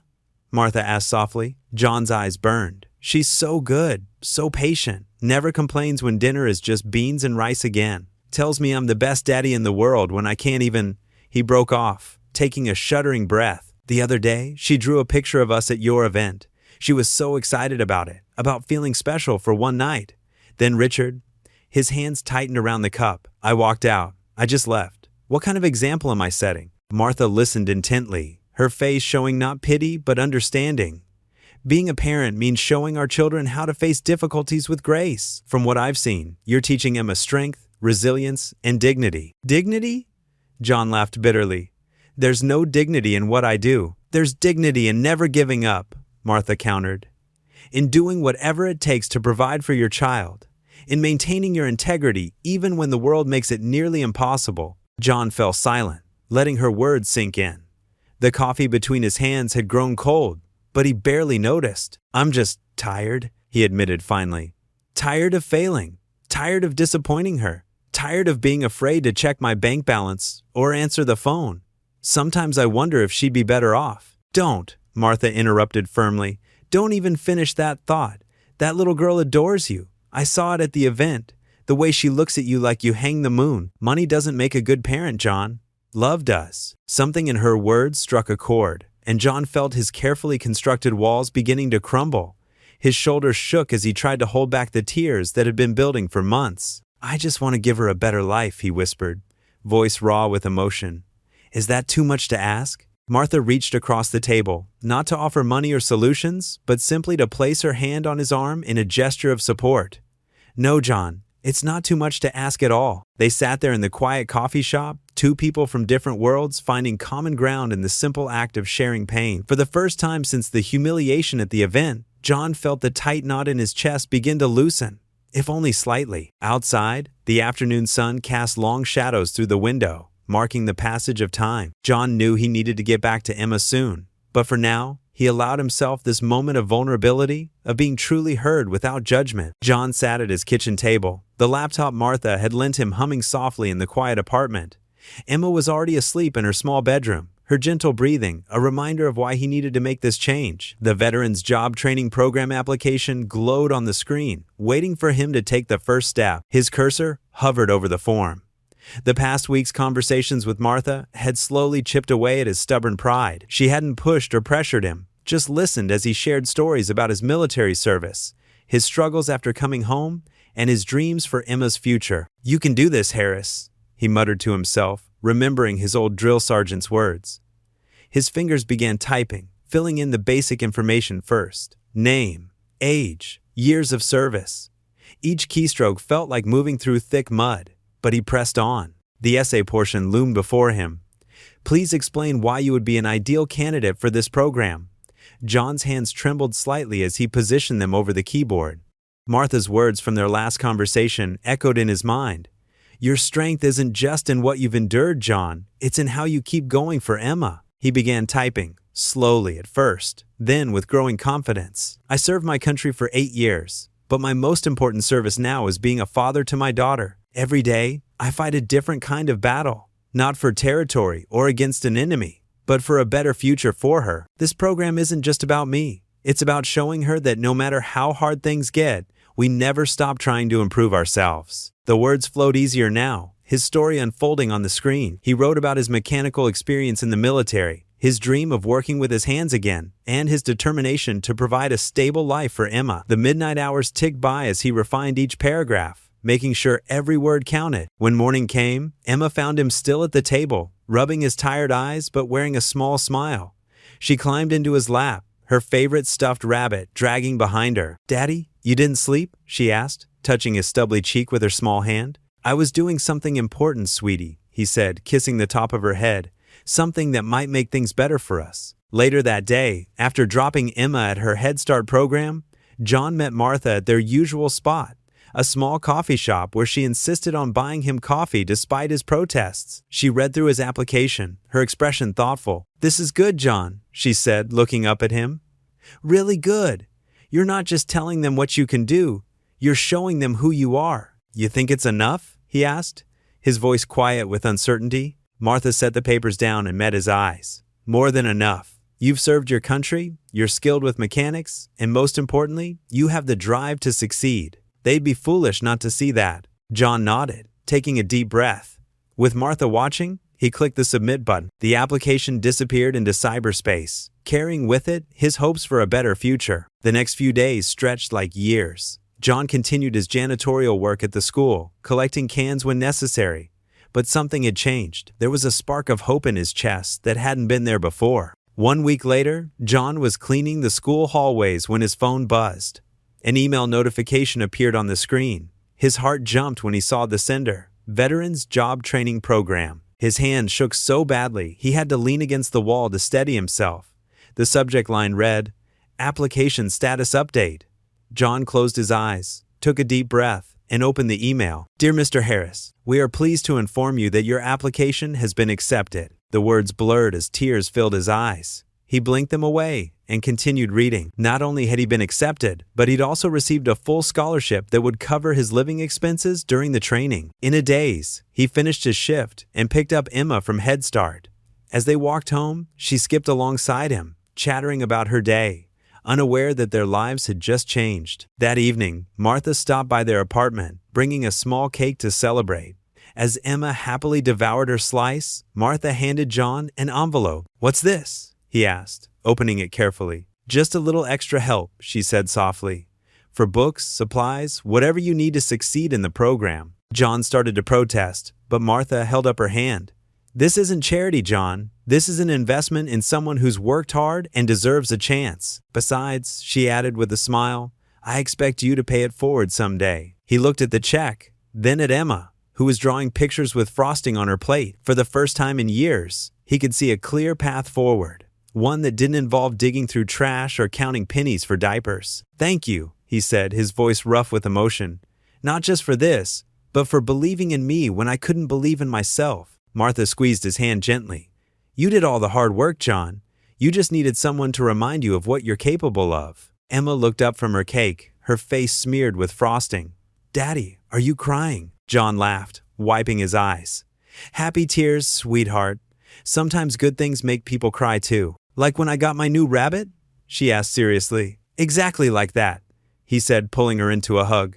Over her head, he met Martha's eyes and mouthed, "Thank you," once more. Martha smiled and raised her coffee cup in a small toast. "To new beginnings," she said quietly. John held Emma closer, feeling the weight of years of struggle beginning to lift. The program would start next week, and with it, a chance to rebuild their lives. For the first time in longer than he could remember, he felt ready to face whatever challenges lay ahead. The morning sun filtered through the dusty windows of the community center as John took his seat in the classroom. His weathered hands gripped a fresh notebook, a small expense that had felt like a luxury. Around him, other veterans settled into their chairs, their faces showing the same mix of anxiety and determination he felt inside. "Welcome to your first day of technical training," the instructor announced, writing her name on the whiteboard.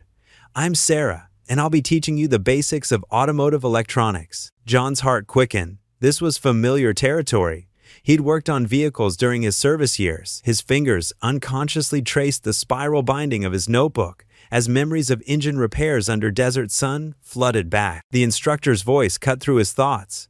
"Let's start with the fundamentals of electrical systems." For the next 3 hours, John absorbed everything he could. His pen moved steadily across the paper, taking detailed notes. When Sarah asked questions, he found himself raising his hand more often than not. The knowledge was there, buried under years of struggle, and it felt good to access it again. During their first break, a younger veteran named Mike approached him. "You really know your stuff, man." John shrugged, but couldn't hide a small smile. "Used to work as a mechanic before. Well, before things got rough." "You'll be back at it in no time," Mike said, offering him a coffee from the break room. That evening, when John picked up Emma from the daycare center Martha had helped him find, his daughter immediately noticed something different about him. Her small hand reached up to touch his face. "Daddy happy?" she asked, her big eyes studying him. John scooped her up, holding her close. "Yeah, sweetheart. Daddy learned some good things today." Over the next few days, a routine emerged. John would drop Emma at daycare, attend his classes, and spend evenings studying while she played nearby. The material grew more challenging, but John found himself rising to meet it. Each small success in class built upon the last, like steps on a ladder leading up from the pit he'd been in. A week into the program, Sarah pulled him aside after class. "John, your diagnostic work today was exceptional. Have you considered specializing in electrical systems? There's high demand for that skill set." Her words stayed with him all evening, planting seeds of possibility where there had only been doubt before. The following week brought hands-on training. John's fingers remembered their old confidence as they traced wiring pathways and handled tools. The familiar smell of motor oil and metal brought back memories of better days, but now they didn't ache like they used to. Instead, they felt like promises of what could be again. Emma noticed the changes in their daily life too. John had more energy for their evening games. He helped her build block towers and read her stories with different voices for each character. Their small apartment, while still modest, felt lighter somehow. "Higher, Daddy," Emma squealed one evening as John lifted her up to place the final block on their tallest tower yet. Her laughter echoed off the walls, replacing the heavy silence that had lived there for so long. 2 weeks into the program, John received his first training stipend. It wasn't much, just enough to cover some basics and a little extra. But holding that check in his hands felt different from Martha's charity.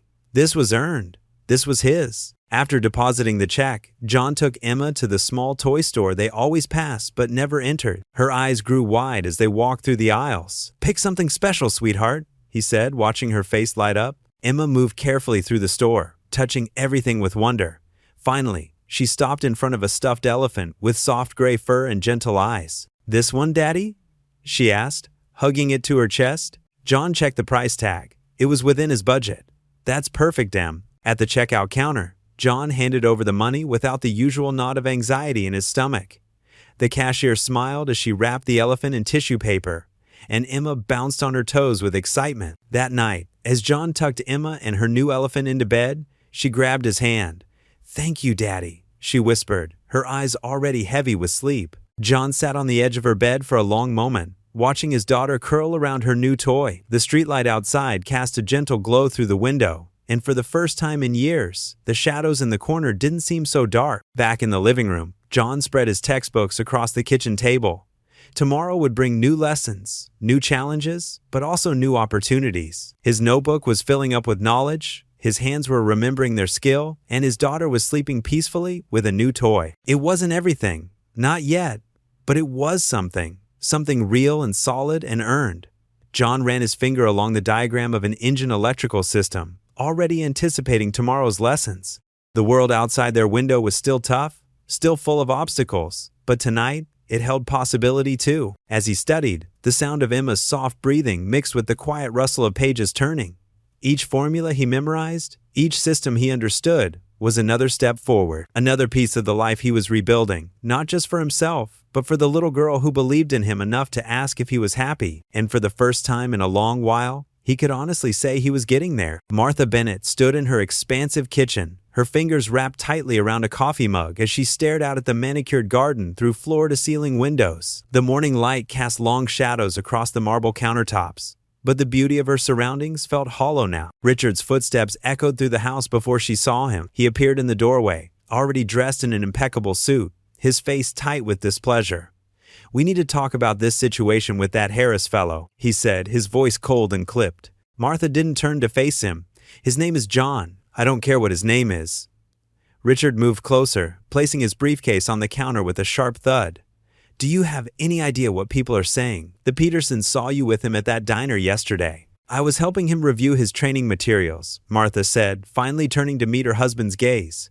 "He's working hard to build a better life for his daughter." Richard laughed, but there was no warmth in it. "Oh, please. You're not running a charity, Martha. You're the CEO of a major company. What do you think this looks like to our shareholders, to our friends? I don't care what it looks like anymore." Martha's voice was steady, stronger than she expected. "John is a good person who needed help, and I'm in a position to provide it. This isn't about helping people." Richard's fist came down on the counter, making Martha's coffee splash in its mug. "This is about maintaining our position in society. Our reputation, everything we've built." "Everything you've built, you mean?" Martha set her mug down carefully. "When was the last time you asked me what I wanted, what I believed in?" Richard's face reddened. "Don't be ridiculous. You have everything a woman could want. This house, your company, our social standing." "Things," Martha interrupted. "Just things. But what about compassion? What about using our privilege to help others?" "Help others?" Richard scoffed. "Like that vagrant who was digging through our trash? Is that who you want to associate with now?" Martha felt something snap inside her, not in anger, but in clarity. "Yes, actually, because John Harris has shown more dignity and grace in his struggles than you have in all your wealth." "You've lost your mind." Richard grabbed his briefcase again.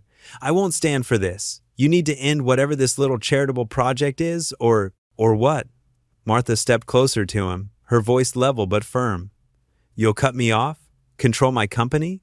Try to shame me into submission?" Richard's jaw clenched. "I'm warning you, Martha. This isn't just about you. Think about our reputation. Think about Charlie's future. I am thinking about Charlie's future, Martha said. I'm thinking about what kind of example I want to set for our son. Do I want him to learn that money and status are everything? Or do I want him to understand the value of kindness and empathy? Kindness doesn't pay the bills, Richard sneered. No, but it gives life meaning. Martha walked to the window again, looking out at their perfect garden with its perfect flowers and perfect symmetry. I've made my decision, Richard. I'm going to continue helping John and others like him. And if you can't accept that, then maybe it's time we had a different conversation entirely. Richard's face darkened. What are you saying? I'm saying that I don't recognize myself anymore. At least not the person I've become in this marriage. Martha turned back to him, her shoulders straight. We've grown so far apart in our values that I barely know who we are as a couple anymore. This is absurd. Richard's voice rose. You're willing to throw away 20 years of marriage over some homeless veteran? No, Martha said softly. I'm willing to walk away from a life that's suffocating my soul.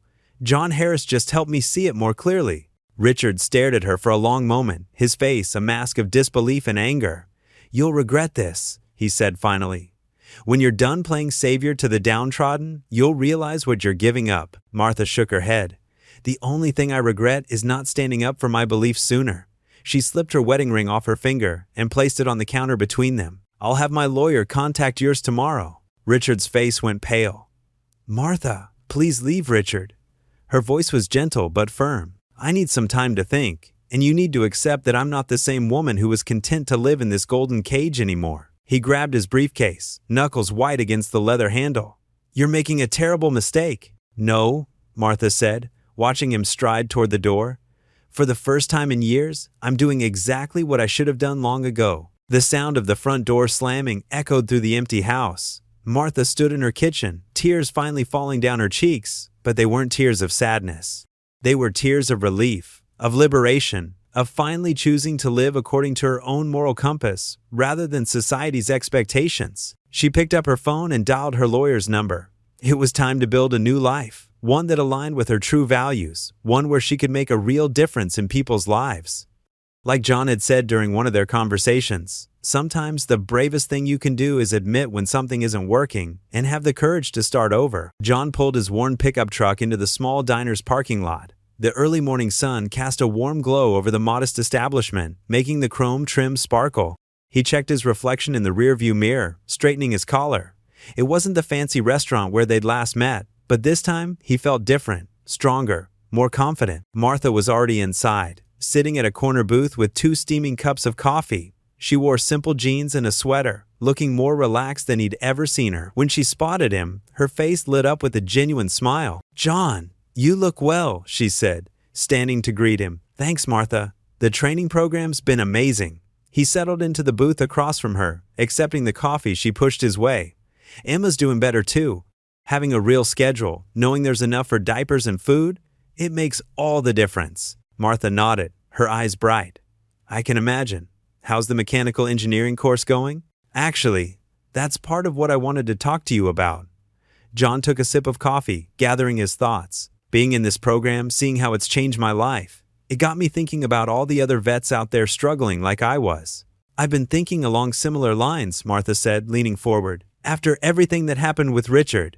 She paused, then continued with renewed determination. I want to do more than just write checks. I want to make real change. The waitress came by to take their orders. John noticed how Martha treated her with genuine warmth, so different from the artificial politeness he'd witnessed at that fancy event months ago. I've been doing some research, John said after the waitress left.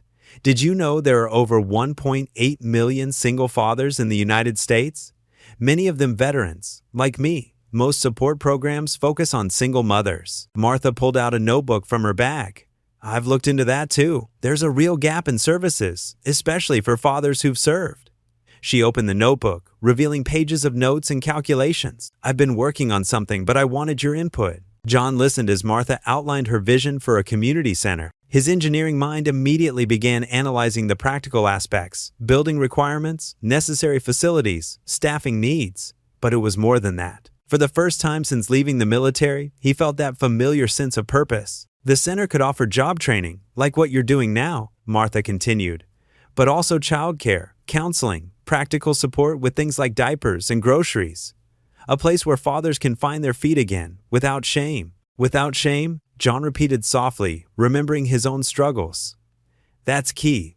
Pride can be a real barrier for guys like me. We need to make it feel like a hand up, not a hand out. They spent the next hour brainstorming, their breakfast growing cold as they sketched out ideas on Martha's notebook. John suggested practical workshops on basic home repairs and car maintenance, skills that could lead to employment. Martha talked about partnering with local businesses for job placement and internships. You know what would make this really work? John said, pushing aside his empty coffee cup. Having people who've been there running it, veterans helping veterans, fathers helping fathers. Martha's eyes lit up. Would you be interested in taking on a leadership role? Once you finish your training program, of course. John sat back, surprised by the offer. 6 months ago, he would have refused immediately, his pride getting in the way. But now, he saw it differently. This wasn't charity. It was an opportunity to help others who were walking the same difficult path he had. I'd be honored, he said, but I want to earn it. Maybe start as a volunteer while I finish my certification. Learn the ropes. Martha smiled warmly. That's exactly why you're perfect for this. You understand both sides, the need for help and the importance of dignity. They spent the next hour outlining a concrete plan. Martha had already identified a potential building, an old community center that had fallen into disrepair. With her business acumen and John's practical knowledge, they began mapping out renovation needs and potential funding sources. I can contribute the initial funding, Martha said, but we'll need to make it self-sustaining. Maybe add a coffee shop or a small repair business that could provide both income and job training? John nodded enthusiastically. And we could partner with local churches, veterans organizations.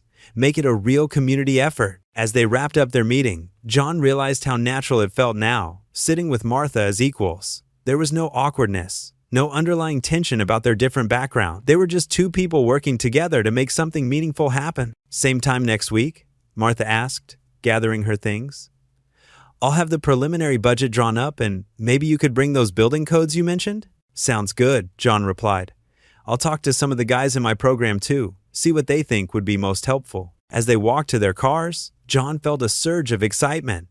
This wasn't just about him anymore. It was about creating something lasting, something that could help others find their way back from the edge where he'd once stood. Martha paused by her car. You know, John, when I first met you, I thought I was the one helping you. But you've taught me so much about courage and dignity. This center, it's going to change lives. It already has, John said quietly. It's already changed mine. They parted ways, each carrying a copy of their notes and a shared vision of what could be. John drove home to pick up Emma from his neighbor, his mind already working on the details of their plan. For the first time in years, he felt like he was part of something bigger than himself, something that mattered. As he pulled into his apartment complex, he realized that the shame that had once weighed him down was gone. In its place was something new, purpose, hope, and the knowledge that sometimes the hardest paths lead to the most meaningful destinations. The morning sun filtered through the windows of John's new office at the Veterans Training Center. His desk, though modest, felt like a throne compared to where he'd been just months ago. A framed photo of Emma sat prominently next to his computer screen, her bright smile reminding him of how far they'd come. John adjusted his tie, still not completely comfortable in business attire, and reviewed the financial reports from his first quarter as a job placement coordinator. The numbers were good, better than good, actually. He'd helped place 15 veterans in stable careers, and his own salary meant Emma never had to worry about basic necessities anymore. A soft knock at his door made him look up.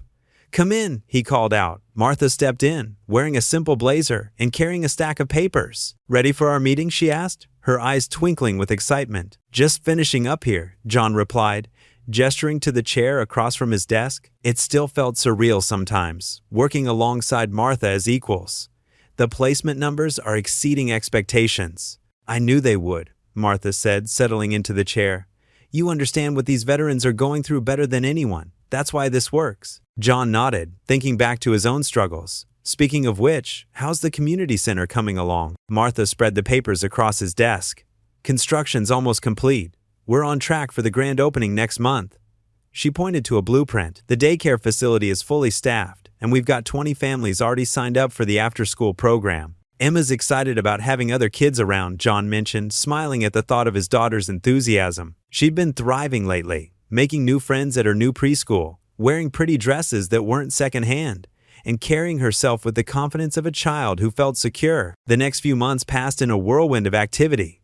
John's program expanded, helping more veterans transition into civilian careers. He'd moved Emma into a better apartment in a safer neighborhood, though he kept things modest, remembering the lessons he'd learned about what truly mattered in life. On the morning of the community center's opening, John stood in front of his bathroom mirror, adjusting his tie for the third time. Emma bounced around the apartment in her new blue dress, her excitement contagious. "Daddy, are we going to see Miss Martha?" she asked, twirling around the living room. "We sure are, sweetie," John replied, scooping her up. "And lots of other people too. This is a big day for all of us." They arrived at the center early. The building stood proud against the morning sky, its fresh paint and new signage, a beacon of hope in the neighborhood. The New Start Community Center, read the sign, with smaller text beneath it, supporting veterans and single parents. Martha was already there, directing the setup crew and checking last-minute details. When she saw John and Emma, her face lit up. "There's my favorite family," she called out, hurrying over to give Emma a hug. "The place looks amazing," John said, taking in the transformation. What had once been an abandoned warehouse was now a state-of-the-art facility with classrooms, offices, a daycare center, and even a small gym. "It's what we dreamed it could be," Martha replied, her voice thick with emotion. And more. As the morning progressed, people began arriving for the opening ceremony. Veterans, single parents, community leaders, and local press filled the main hall. John noticed how naturally Martha moved among them all, no longer the isolated society woman she'd once been. She'd found her purpose, just as he had. The ceremony began with Martha at the podium, addressing the crowd. "This center represents more than just a building," she said, her voice clear and confident. "It represents second chances, new beginnings, and the power of community. But most importantly, it represents hope." She gestured to John to join her at the podium. He walked up, remembering how he'd once felt shame at accepting help from this woman. Now, they stood as partners, equals in their mission to help others. "None of this would have been possible without John Harris," Martha continued. "His strength, his determination, and his willingness to share his story have inspired everything we've built here." John stepped up to the microphone, Emma's hand clutched tightly in his. "A year ago, I was digging through trash bins to survive," he began, his voice steady. "Today, I'm helping other veterans find their way back to stability and dignity. This center is proof that no one has to face their struggles alone." The audience applauded, and John caught sight of several veterans nodding in understanding. They knew the journey he'd taken because they'd walked similar paths. After the ceremony, as families explored the facility and children played in the new daycare area, John found a quiet moment with Martha. "Thank you," he said simply, watching Emma play with some other children. "For what?" Martha asked, though her smile suggested she knew. "For seeing past my pride. For believing in me when I couldn't believe in myself." Martha touched his arm gently. "You did the hard work, John. I just opened a door. You walked through it on your own." They stood in comfortable silence, watching their dream become reality around them. The center buzzed with activity. Veterans discussing job opportunities, single parents signing up for programs, children laughing in the playroom. "We did it," John said, taking in the scene before them. "Yes," Martha agreed. "We certainly did." Emma came running up, her face flushed with excitement. "Daddy, Miss Martha, come see the playground." John lifted his daughter into his arms, catching Martha's eye. They shared a knowing look. This was what success really looked like, not in dollars or status, but in the laughter of children, in the dignity of honest work, and in the strength of true friendship. Together, they followed Emma's lead toward the playground, their footsteps echoing through the halls of the place they'd built. A place where second chances weren't just possible, they were guaranteed. The morning sun filtered through the windows of John's new office at the Veterans Training Center. His desk, though modest, felt like a throne compared to where he'd been just months ago. A framed photo of Emma sat prominently next to his computer screen, her bright smile reminding him of how far they'd come. John adjusted his tie, still not completely comfortable in business attire, and reviewed the financial reports from his first quarter as a job placement coordinator. The numbers were good. Better than good, actually. He'd helped place 15 veterans in stable careers, and his own salary meant Emma never had to worry about basic necessities anymore. A soft knock at his door made him look up. Martha stood in the doorway, holding 2 cups of coffee. She walked in and placed one on his desk. "Thought you could use this. Big day ahead." "Thanks," John said, taking a grateful sip. Still can't believe how different everything is now. Martha settled into the chair across from him. Remember when we first met? You were digging through your trash, John finished with a small laugh. Not my proudest moment. Look at you now, though, Martha said, gesturing to his office. You've helped so many people find their way back. John nodded, thinking about his new apartment in a safer neighborhood. It wasn't fancy, but it had 2 bedrooms and a small playground nearby where Emma could play. No more broken elevators or suspicious neighbors. The walls were painted in warm colors, and Emma's room was decorated with princess stickers she'd chosen herself. Emma's teacher called yesterday, John said, pride evident in his voice. Said she's one of the most engaged students in class. Can you believe it? Martha smiled warmly. I can. That little girl has always been special, just needed a chance to shine. Their friendship had evolved into something meaningful and uncomplicated. Martha had found her own path after leaving Richard, focusing on charitable work and expanding the community center's reach. There was no romantic tension between them, just mutual respect and understanding. John glanced at his calendar. Speaking of the community center, we've got that veteran outreach program starting next week. Already got 20 sign-ups, Martha confirmed. Word's getting around that we actually deliver on our promises. The morning passed quickly as they reviewed plans and coordinated upcoming events. Around lunchtime, John's phone buzzed with a text from Emma's after-school program. They'd sent a photo of her winning the spelling bee. Look at this, he said, showing Martha the picture of Emma holding her certificate, beaming with pride. She's growing up so fast, Martha observed. Hard to believe it's been almost a year since everything changed. John nodded, remembering the dark days of collecting cans and counting pennies for diapers. Now he had a savings account, health insurance, and even started a college fund for Emma. The transformation still felt surreal sometimes. Later that afternoon, John visited the community center, where several veterans were attending computer training classes. He walked through the hallways, greeting people by name, remembering how it felt to be on the other side. Desperate for a chance, but too proud to ask for help. One of the veterans, a young woman who'd recently returned from overseas, stopped him. Mr. Harris? I just wanted to say thanks.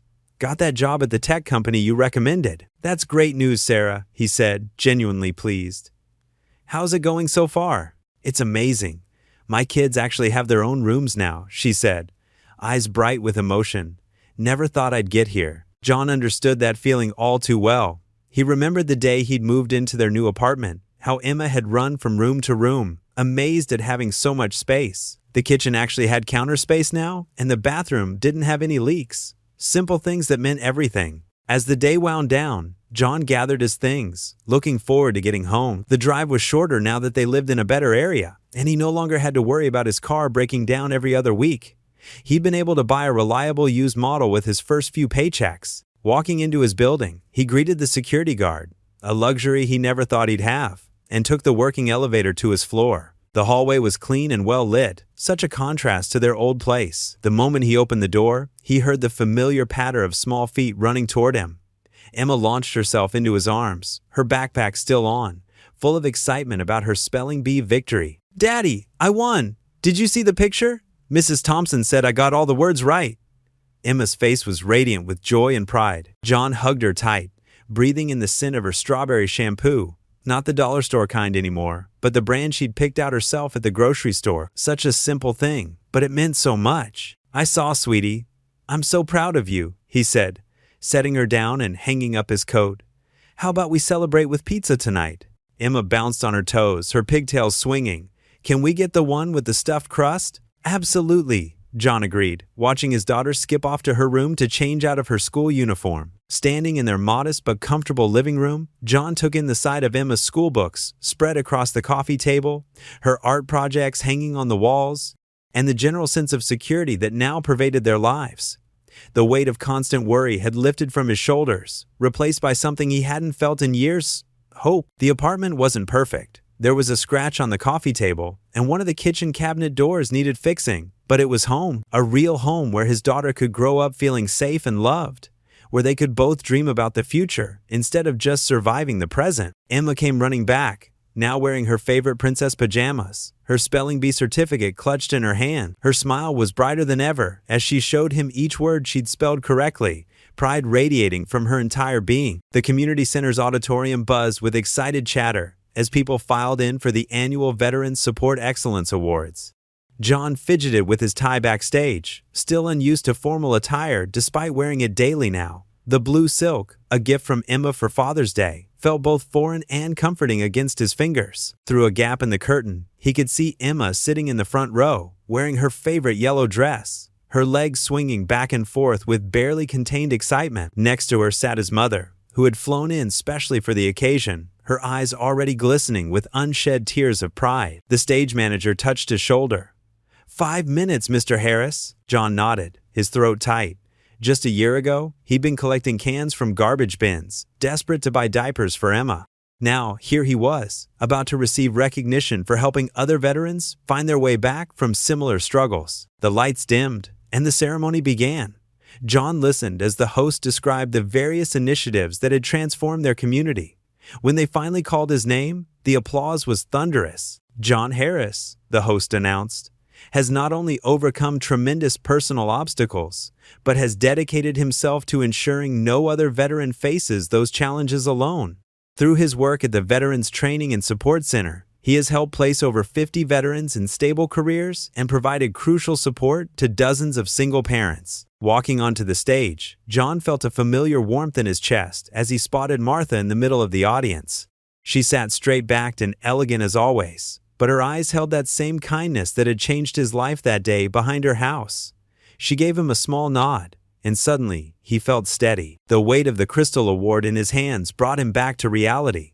Standing at the podium, John cleared his throat and unfolded his prepared speech. But as he looked out at the faces before him, veterans he'd helped, their families, his own daughter beaming up at him, he set the paper aside. A year ago, he began, his voice rough with emotion. I couldn't afford diapers for my daughter. I was ashamed, angry, and too proud to ask for help.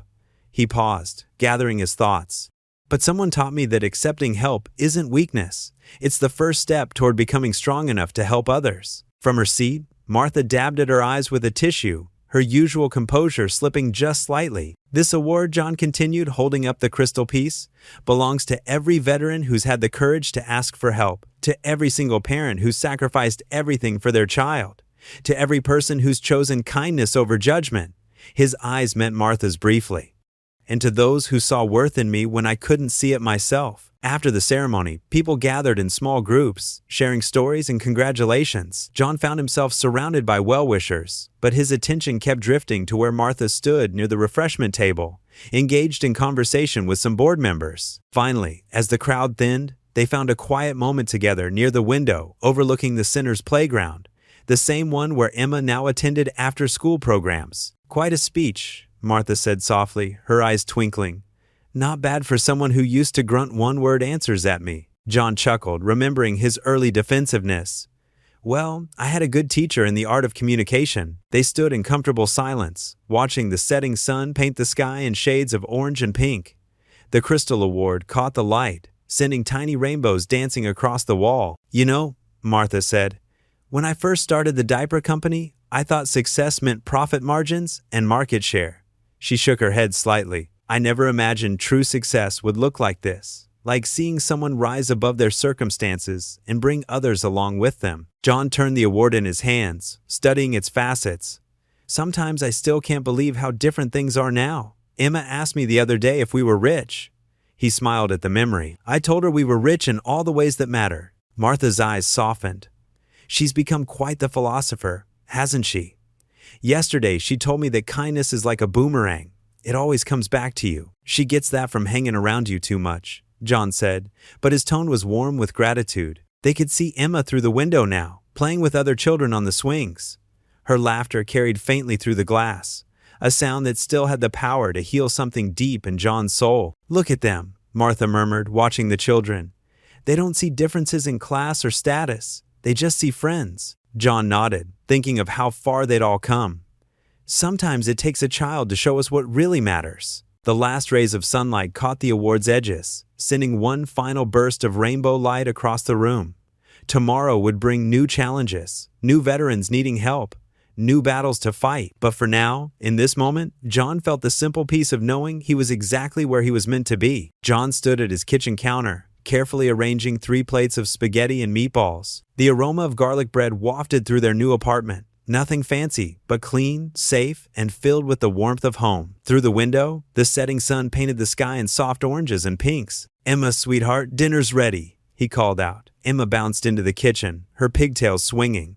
At 4 years old now, she was growing so fast. "Did you make the sauce the way I like it, Daddy? Extra tomatoes, just for you." John smiled, ruffling her hair. "And guess what? Aunt Martha's coming over for dinner." Emma's face lit up. "Really? Can I show her my new drawing?" "Of course you can, Princess." John checked his watch. Martha would be here any minute. It still amazed him how naturally their friendship had evolved, how seamlessly she'd become part of their little family. The doorbell chimed, and Emma raced to answer it. John followed close behind, making sure to check through the peephole first. Old habits die hard. Martha stood there, holding a small paper bag. "I brought dessert," she announced, stepping inside. She was dressed casually in jeans and a sweater, her usual business attire abandoned for the evening. "Aunt Martha, look what I drew today." Emma tugged at Martha's sleeve, practically dragging her to the refrigerator where her latest masterpiece hung proudly. "Oh my goodness, is that all of us at the park?" Martha knelt down to Emma's level, studying the crayon drawing with genuine interest. "You're quite the artist, Emma." John watched them interact, a warm feeling spreading through his chest. The sight of Emma so comfortable with Martha, and Martha's natural way with his daughter, it felt right. During dinner, Emma chatted about her day at preschool, her fork occasionally missing her mouth as she gestured enthusiastically about the class pet hamster.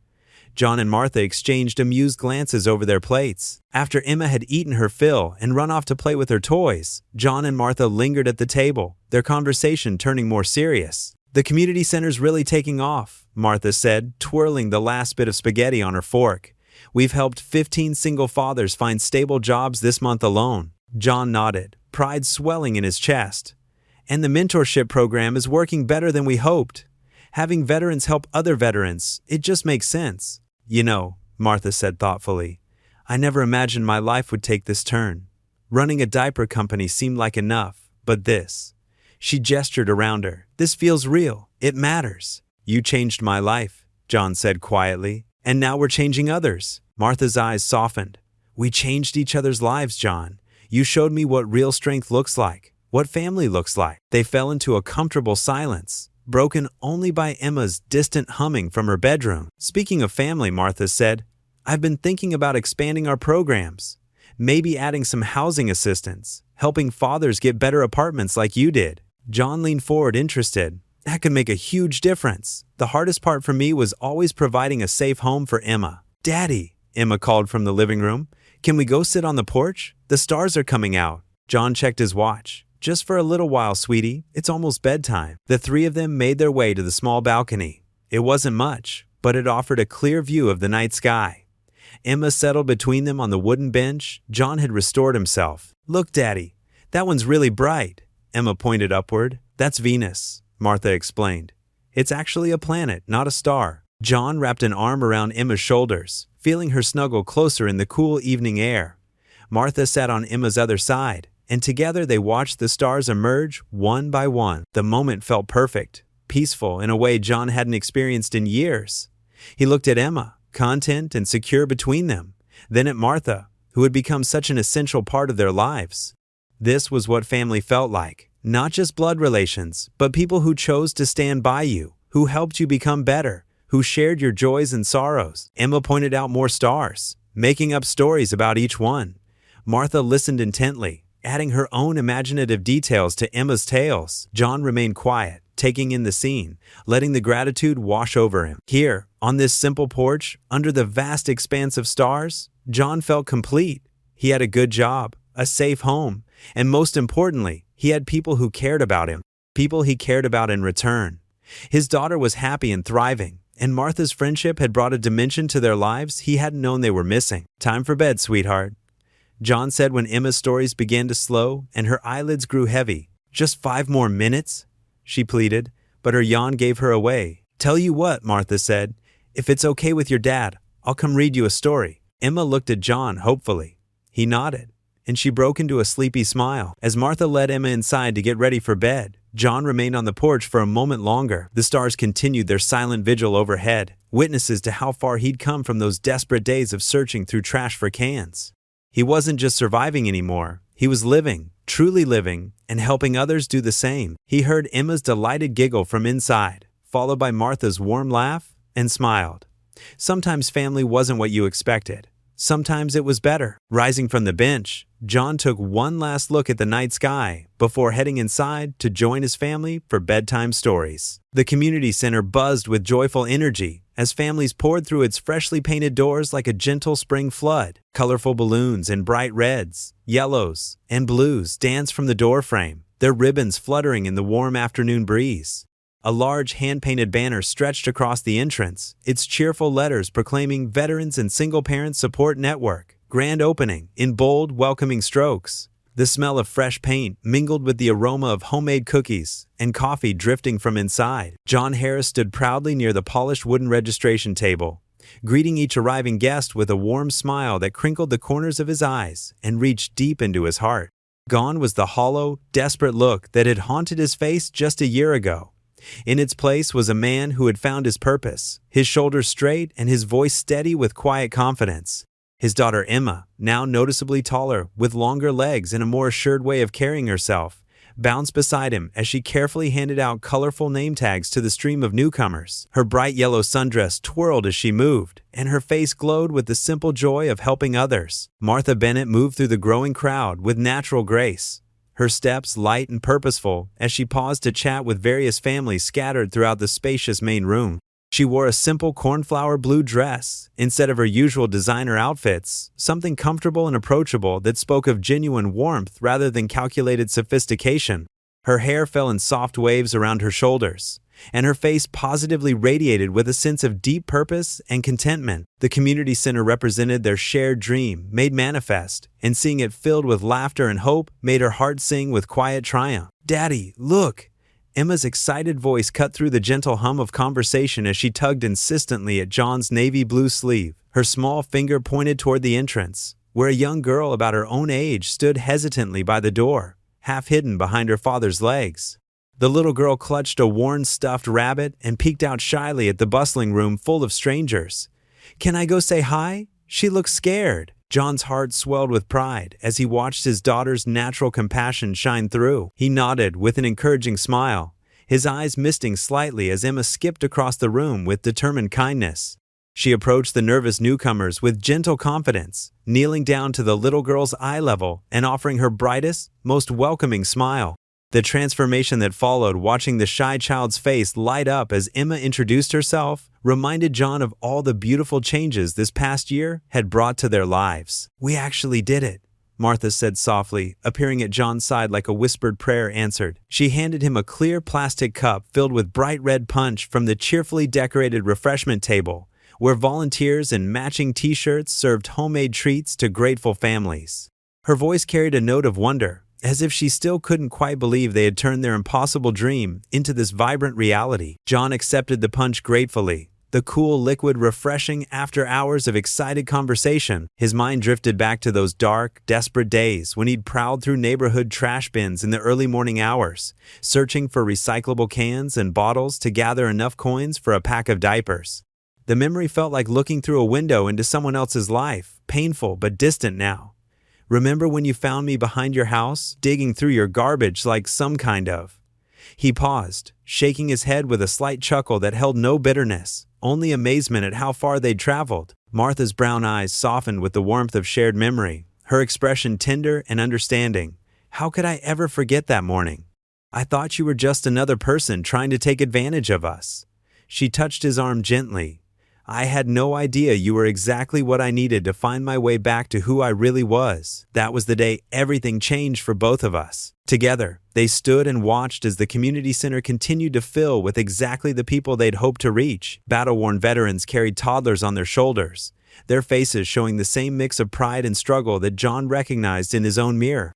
Single mothers clustered together near the information boards, sharing phone numbers and words of encouragement, while their children explored the bright play area. Fathers who reminded John powerfully of his former self, men with calloused hands and worried eyes, tentatively approached the resource tables, their shoulders slowly relaxing as volunteers welcomed them with genuine smiles and practical help. The small stage at the front of the room looked modest but inviting, decorated with simple white flowers and equipped with a basic sound system that would carry their voices to every corner of the space. A few folding chairs sat ready for speakers, and behind them hung a banner featuring photos of local families who had already benefited from their pilot programs. As the time for speeches approached, John felt familiar butterflies dancing in his stomach. Public speaking still made his palms sweat and his heart race, but he had learned that some messages were too important to let fear silence them. A year ago, he began, his voice carrying clearly through the suddenly quiet room as conversations paused and faces turned toward him with expectant attention. "I couldn't afford diapers for my daughter." The words came easier now than they had during his first practice sessions, when shame had nearly choked him silent. "I was a proud veteran who'd fallen on hard times, too ashamed and stubborn to ask for help from anyone." He paused deliberately, letting his gaze sweep across the sea of understanding faces before him, faces that reflected his own story back at him. "But I learned something that changed everything. Accepting help isn't weakness or failure. It's actually the first step toward real strength and the beginning of something better." From her special spot in the front row, Emma sat cross-legged on a small cushion, beaming up at him with such pure love and pride that John felt tears prick at the corners of his eyes. Her unwavering faith in him had been his anchor through the darkest storms, and seeing her confident smile now reminded him of just how far they'd both traveled. "This center exists because someone showed me incredible kindness when I needed it most desperately. Someone saw past my pride and my mistakes to the person I could become." His voice grew stronger with each word. "Now it's our turn, all of our turns, to pass that same kindness forward to others who need it." Martha took the stage next, her movements confident and purposeful, as she adjusted the microphone and smiled warmly at the gathered crowd. As she spoke about the vital importance of community support and the transformative power of second chances, John noticed how completely the old tension had melted away from her shoulders and her voice. The crushing weight of her former life, the exhausting pressure to maintain perfect appearances, the cold and loveless marriage that had drained her spirit, the constant internal struggle between inherited wealth and genuine conscience had simply disappeared. In its place stood a woman who had discovered her true calling and embraced it with her whole heart. After the speeches concluded to enthusiastic applause, families spread throughout the center like ripples in a calm pond, naturally forming small groups and sharing stories that connected their different experiences into a beautiful tapestry of shared humanity. Children laughed and played together in the specially designed kids area, complete with soft foam blocks and colorful books, while their parents attended practical workshops on everything from job interview skills to budgeting techniques, or simply talked with others who understood their daily struggles without judgment or pity. John moved between the various groups like a gracious host, listening intently to stories that echoed his own difficult journey in countless variations. Each conversation reminded him of specific moments in his own transformation: the crushing weight of financial desperation, the slow building of tentative hope, the gradual discovery that accepting help could lead to offering it to others. A young veteran with tired eyes and calloused hands approached him near the resource table, holding the small hand of a boy who couldn't have been more than 4 years old. The child's other arm wrapped tightly around a stuffed dinosaur that had clearly seen better days. "Sir," the man said, his voice rough with barely controlled emotion and the kind of exhaustion that sleep couldn't cure, "I just wanted to say thank you for what you're doing here. I've been feeling so completely alone in this, like I was the only one struggling to figure out how to be both father and mother to my son." He gestured around the bustling room with obvious amazement. "But being here, seeing all these other families, hearing your story, it gives me real hope for the first time in months." John placed a firm, reassuring hand on the younger man's shoulder, remembering with crystal clarity his own moments of crushing desperation when he'd felt like the only person in the world facing such impossible choices. "You're not alone anymore, and you never have to be again," he said with quiet conviction, meaning every single word.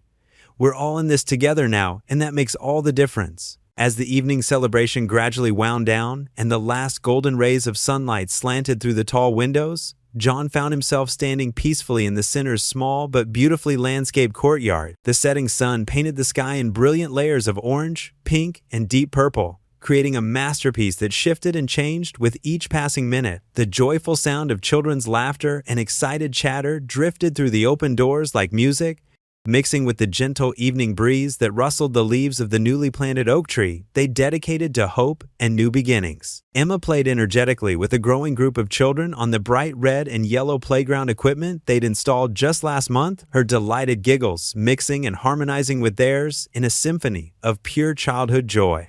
Watching her interact so naturally with kids from different backgrounds and circumstances filled John with a deep sense of satisfaction that went far beyond simple parental pride. Martha joined him in the peaceful courtyard, both of them content to simply stand together and absorb the beautiful scene unfolding before their eyes. The soft evening air carried the scent of blooming jasmine from the garden beds that volunteers had planted around the perimeter.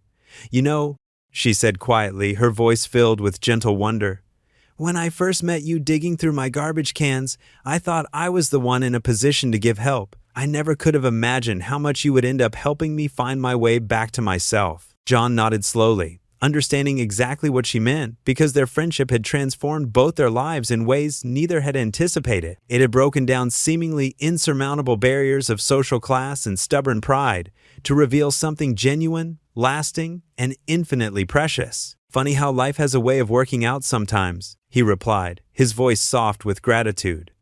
"When you think you're at the end of your rope, sometimes you're actually at the beginning of something better." The first stars began to appear in the gradually darkening sky, emerging one by one like tiny diamonds scattered across dark velvet, each one a small promise of hope and possibility for tomorrow. Emma suddenly broke away from her new friends and ran across the courtyard toward them, her cheeks flushed bright pink with excitement and her eyes sparkling with the pure joy of a perfect day. "Daddy, Daddy!" she exclaimed breathlessly, throwing her small arms around his waist with enthusiastic force. "I made so many new friends today, and Sarah's daddy was in the army just like you, and Marcus has a baby sister, and—" John lifted her up effortlessly, holding her close against his chest as he looked up at the star-filled night sky stretching endlessly above them. The heavy weight of years of grinding hardship, sleepless nights, and desperate worry finally lifted completely from his shoulders, replaced by a deep, abiding sense of peace and limitless possibility that seemed to flow through his very bones. He whispered softly to Emma, his words carrying on the gentle evening breeze. "The world is full of second chances, sweetheart," and for the first time in more years than he could count, he truly believed it with his whole heart. What would you do if you were in their place? Comment your answer below and let's see how you'd rewrite the ending. If you enjoyed the story of John Harris, I handpicked the next story that you will enjoy. Please don't miss this one. Click here to watch it.